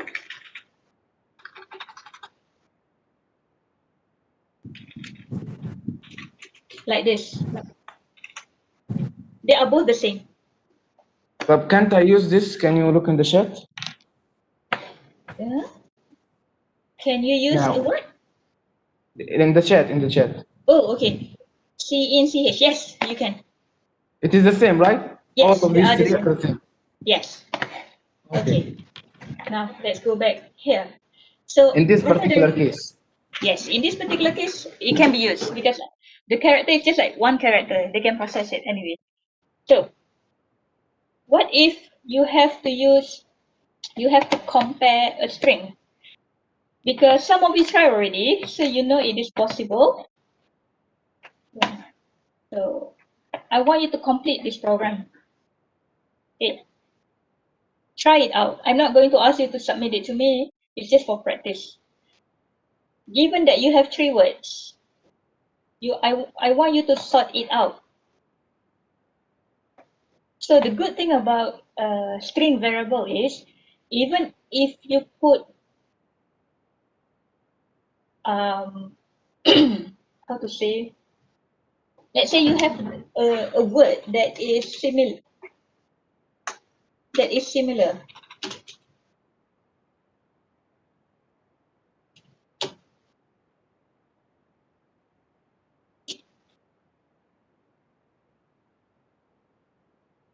like this, they will turn up. Did you see where I typed?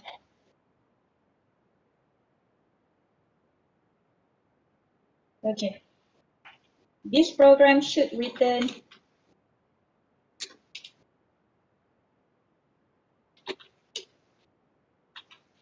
like this. So you have to sort the program just by using this. It's actually possible.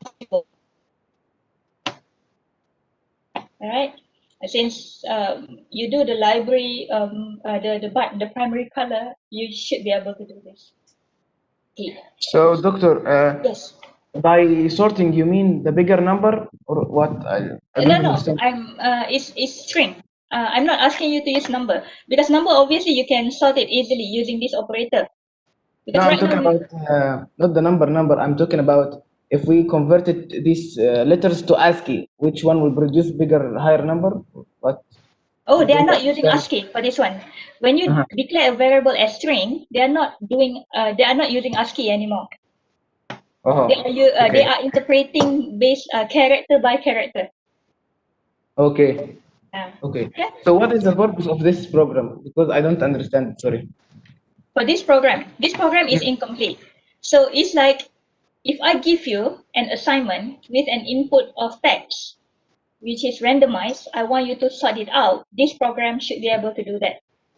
Randomize it. Randomize it on what? On basis of the alphabetical order. Yes. You mean? Yes. Oh, that's a new concept, right? It's an interesting concept because you are using an operator, the logical operator. This is not logical operator, sorry, operational operator. But then it can sort out text, not just number.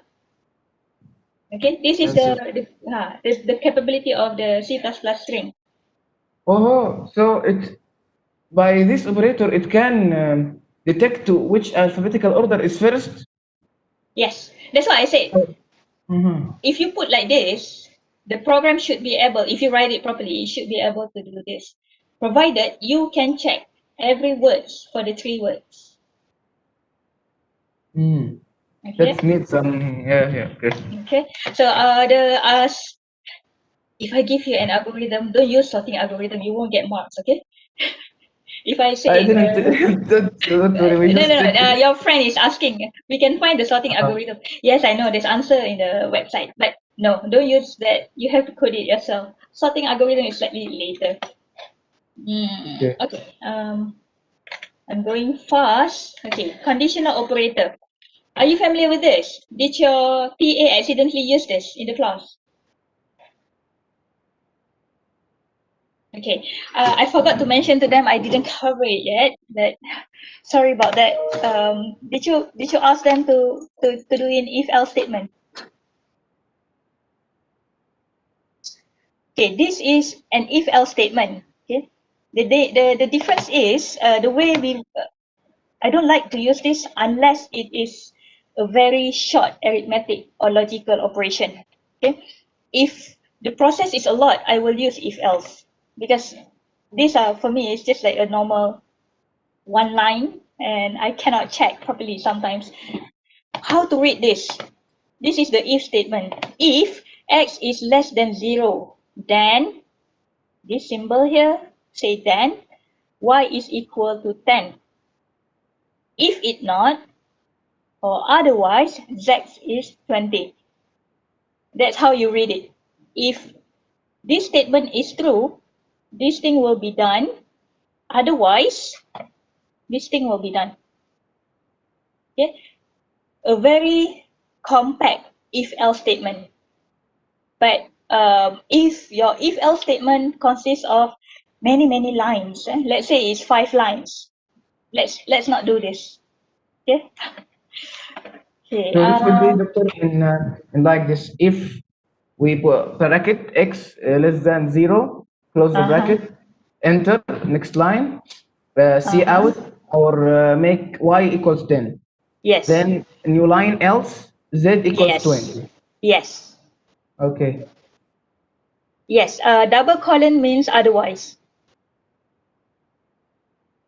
X is less 0 is true, then y equal to 10, else z is 20. Yes. So this is the conditional operator. Use it if you like it, but let's not use it if if there are a lot of conditions that you need to check. Okay. Now the switch statement, the very famous switch statement.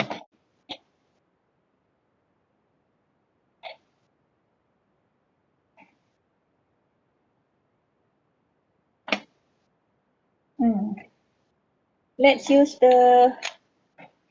I have something that is similar to the grade. I didn't complete the program then.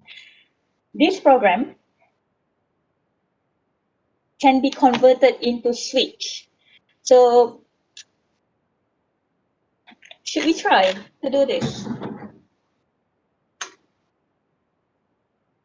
So for those who are doing programming already, you can probably complete the program with me. Help me out, okay? Using switch.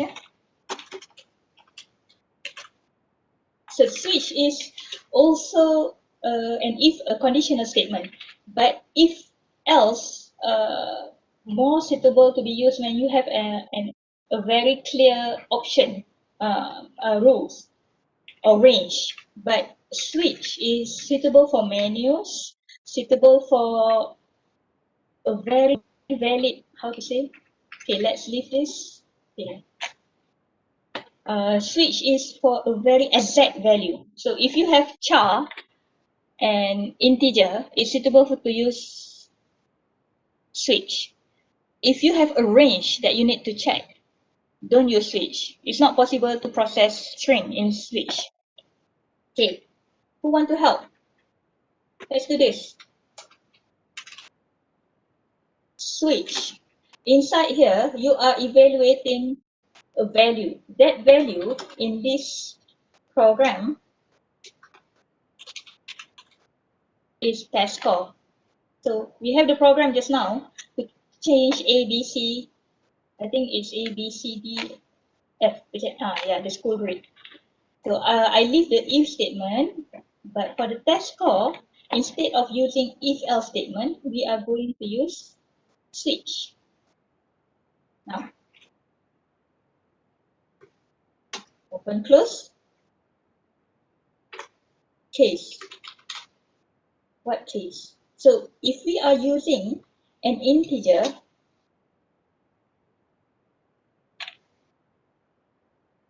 $90.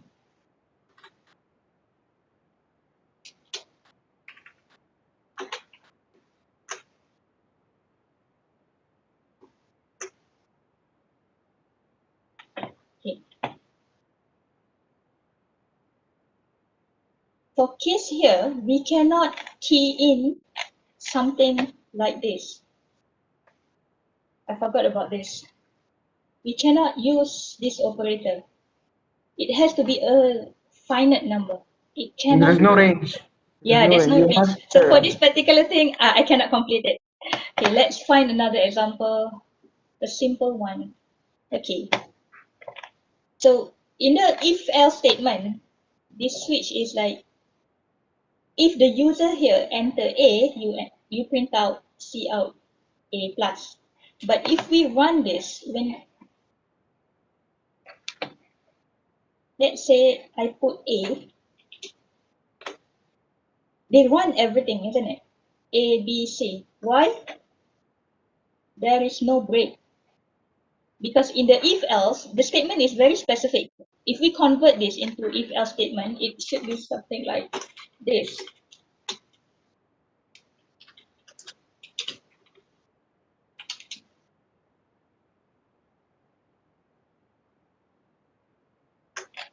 Yeah, I'm not going to compile this. Obviously, it's not correct. So, and then you say else if. In other words, if this statement is wrong, then you execute the next statement.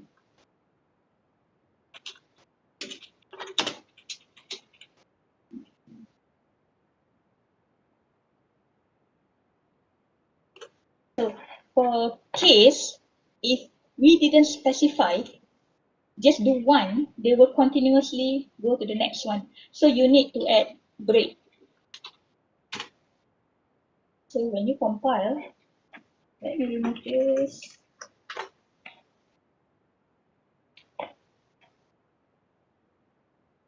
So A, you entered A. So where you want to put the break, put in every option of cases in the switch. Okay. Where is the, I didn't complete. So for this one, case 300, you have input this, and for case 100, they have break. Let's see if we put 300, what will happen? They will run everything. So they will print out picture in picture, stereo, sound, remote control. But if you are typing 100, they only do remote control.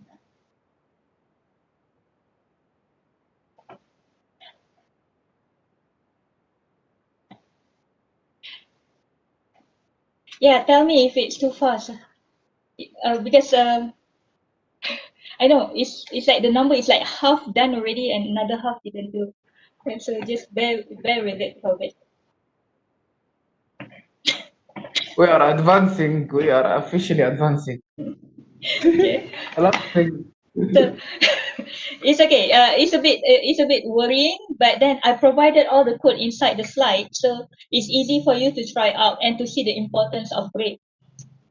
If first case is true, we'll print out the remaining until break. Yes, even though this one is true, because there is no instruction to break, they didn't break. So you have to specifically say break. Yeah, I like to do this. Sorry. Okay. For now, for this particular statement, even if you put break, it doesn't matter because it's not looping. Later, when you learn about loop, you will need to put break for default because the program will go back to the up part. So, make a practice now. Even for default, put a break in there. What does the default do, Doctor? If the other cases are not met, then they will run this. So it's like else statement. Oh, that's a validating of the No, it's not the input. validating. It's not validating. It's just like, remember when we do validating just now? Yes, but with if statements. Yeah, the it if is one. inside the if statement, and then if it's not met, it's else, right? But Yes. this one is they check everything, and then they cannot find the one that is the option are not provided. So it's not really checking. When you are checking, you are more like checking whether the value is within range or are you actually inserting an integer rather than a string, for example. Mm-hmm. So this is like if the switch is an if, the default is the else. Yes. Okay. So default is checking after each one of the cases is not been succeeded. Then you say you did not enter A, B, or C. Yes. So what will happen? Can you run it and find what will happen? Default will end the program or make it will break. Will, Okay, let's say we run this program, we didn't put 100, 200, and 300, but it Yes, had to be integer, yeah? Because this one Yes. expecting integer. So let's say we put 400. Okay. So they will print out that model has the following features only 100, 200, and 300. This statement comes from the default because the option is not provided. 400 is not here.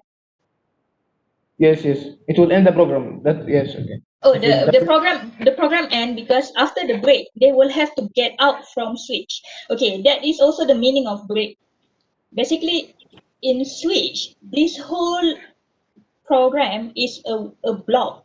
This one is a whole block. When you say break, it means get out from that block. get out from that block Yes. from the switch block. Yes, for this case, for the switch blocks. But there will be in the future which is not actually recommended. But when you start doing looping, you can also break. You can also get out from the loop using break statement. Basically, it says get out from the loop. So break basically means get out. Oh, okay. Can you remove break from the default one? Right now there is no changes. Like I said, because the program is not looping. So Even if we remove break, it will end the program. yes, they still Uh-huh. print it out and then they end the program because there's nothing here. Oh. Unless you see out something.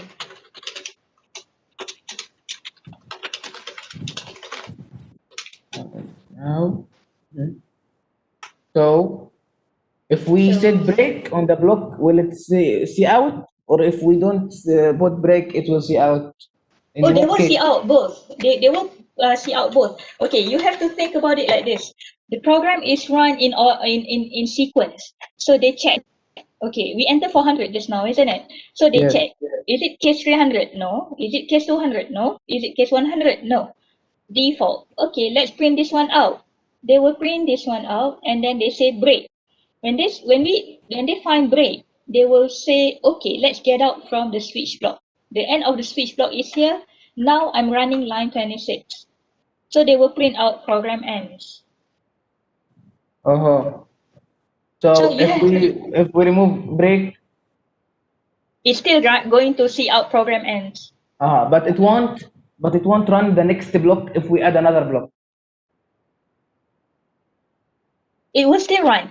Okay, the break here. What is the point of break? Okay, let's do 200, yeah? Okay, let's do 200. Okay.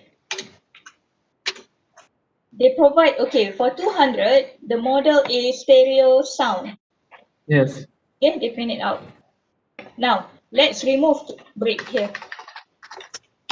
No, break in the cases is important, but break in the default one, that is the question. Okay. If you type 200, it will bring the remote control and the stereo. Yes. Yes. Yes. Okay. I got Now you. you're asking me why there is a need for break here. In the default one, yes. Right now, there is no changes. However, in the future, when you are start doing the looping, there will be a need to break so that they go back. They go out together with the others. Okay. Yeah, you have I'm VSL. Sorry. Yeah. Okay. So it's just a practice, but if you skip it now, and actually if you skip in a few looping class, it's still okay. It didn't affect much, or probably it didn't give any significant effect. Okay, but in the advanced sessions, it will affect Yeah, it's just like building your how to say knowledge. Within your not a experience. habit. It's just a programming habit. Uh-huh. But if you want to remove it, it's fine. It's just that there could be sometimes a need to go back to the loop. Yeah, okay. You have DSL. Let me check. What else do I missing? Okay, about block and scope. Let's simply do the program. It's faster. Okay. Yeah. Take attendance for those who haven't taken the attendance, please. Okay. In this program, I declare two variables, name integer num. One is here in main, outside of if loop, and another one is, where is the other? This one. So line 8 and line 14, I declare it twice. Why you want to sleep? I thought you have class after this. No, don't skip. I think it's important. It's not consist of the main content of your syllabus, but you have to know some things about the rules and regulation of the school. Yeah, don't skip. Okay. Yeah, let's continue this one first. So if you compile this, there are two variables. It's supposed to clash. However, it didn't break. Okay, enter a number. Let's say we enter 10. Oops. Now enter another number. Okay. Please be mindful. The first one, enter a number greater than 0 is in here. Line 10. Enter another number is in line 15 inside the if statement. We put 100. We are printing out number, but the number that printing out is the one on the second, number 100. Why? Because the scope of this block, they will take the integer number. This one belong to the block, so they have higher precedence. That's why when you print out number, they will print out 100. However, when you exit the if, this variable is no longer valid. That's why when you print this one out, the number is 10. Any question on this? Each block has its own scope. Yes, I got it. Each block has its own, not really. Okay, for example, and this one, integer number is declared in main. So number is known throughout the sub of the block. Like inside the if statement, if we didn't declare number 14, let's just compile this. And then we put 100. My cache is not clear. So, oh no, that is correct. So, first they assign 10, but then because I comment this one out, there is only one variable. So in there, they override 10 that I put in here. So it will be The 100. number from the int main. Yes. So the variable from int main. Yeah. Yep. Okay. So because of the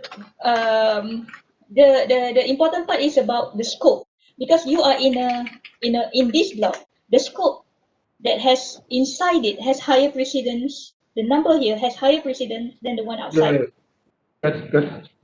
No, it's Jeremy. It's not that we declare it twice. This is an example of how the number can play, can be used differently if you declare it in different manner.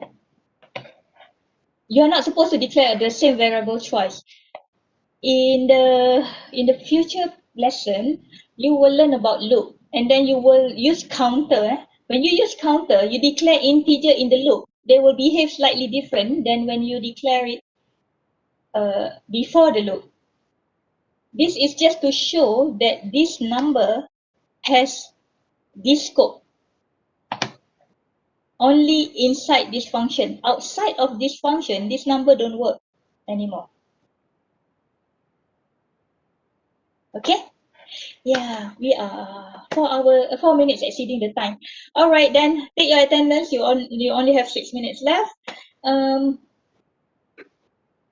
Got question, Kong Sing? Sorry if I missed it.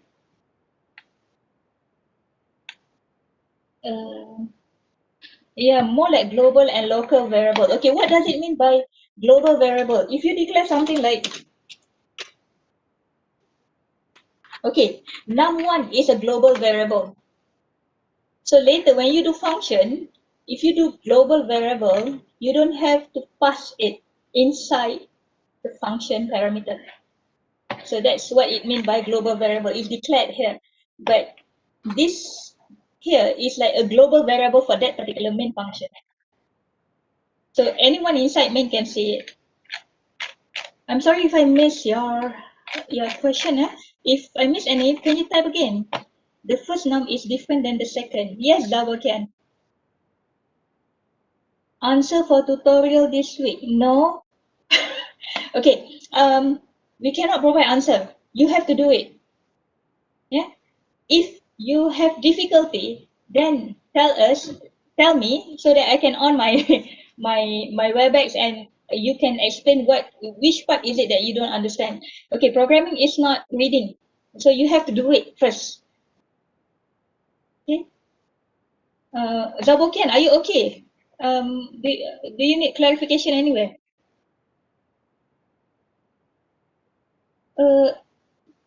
If we don't declare twice, will there be any difference? It's about scope. What I'm showing is not whether it's right or wrong. It is about variable scope.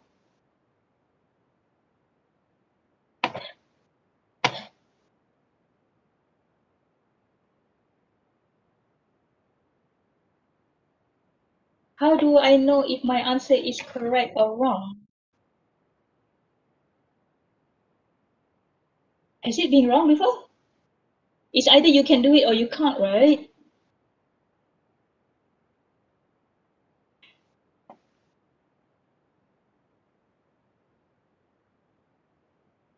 Darren?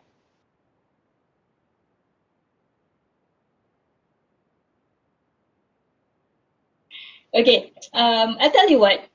Well, if you are in doubt, we go online and then you show me the code and what is the concern there. Okay. All right. Okay. You are free to leave now. Thank you. Sorry.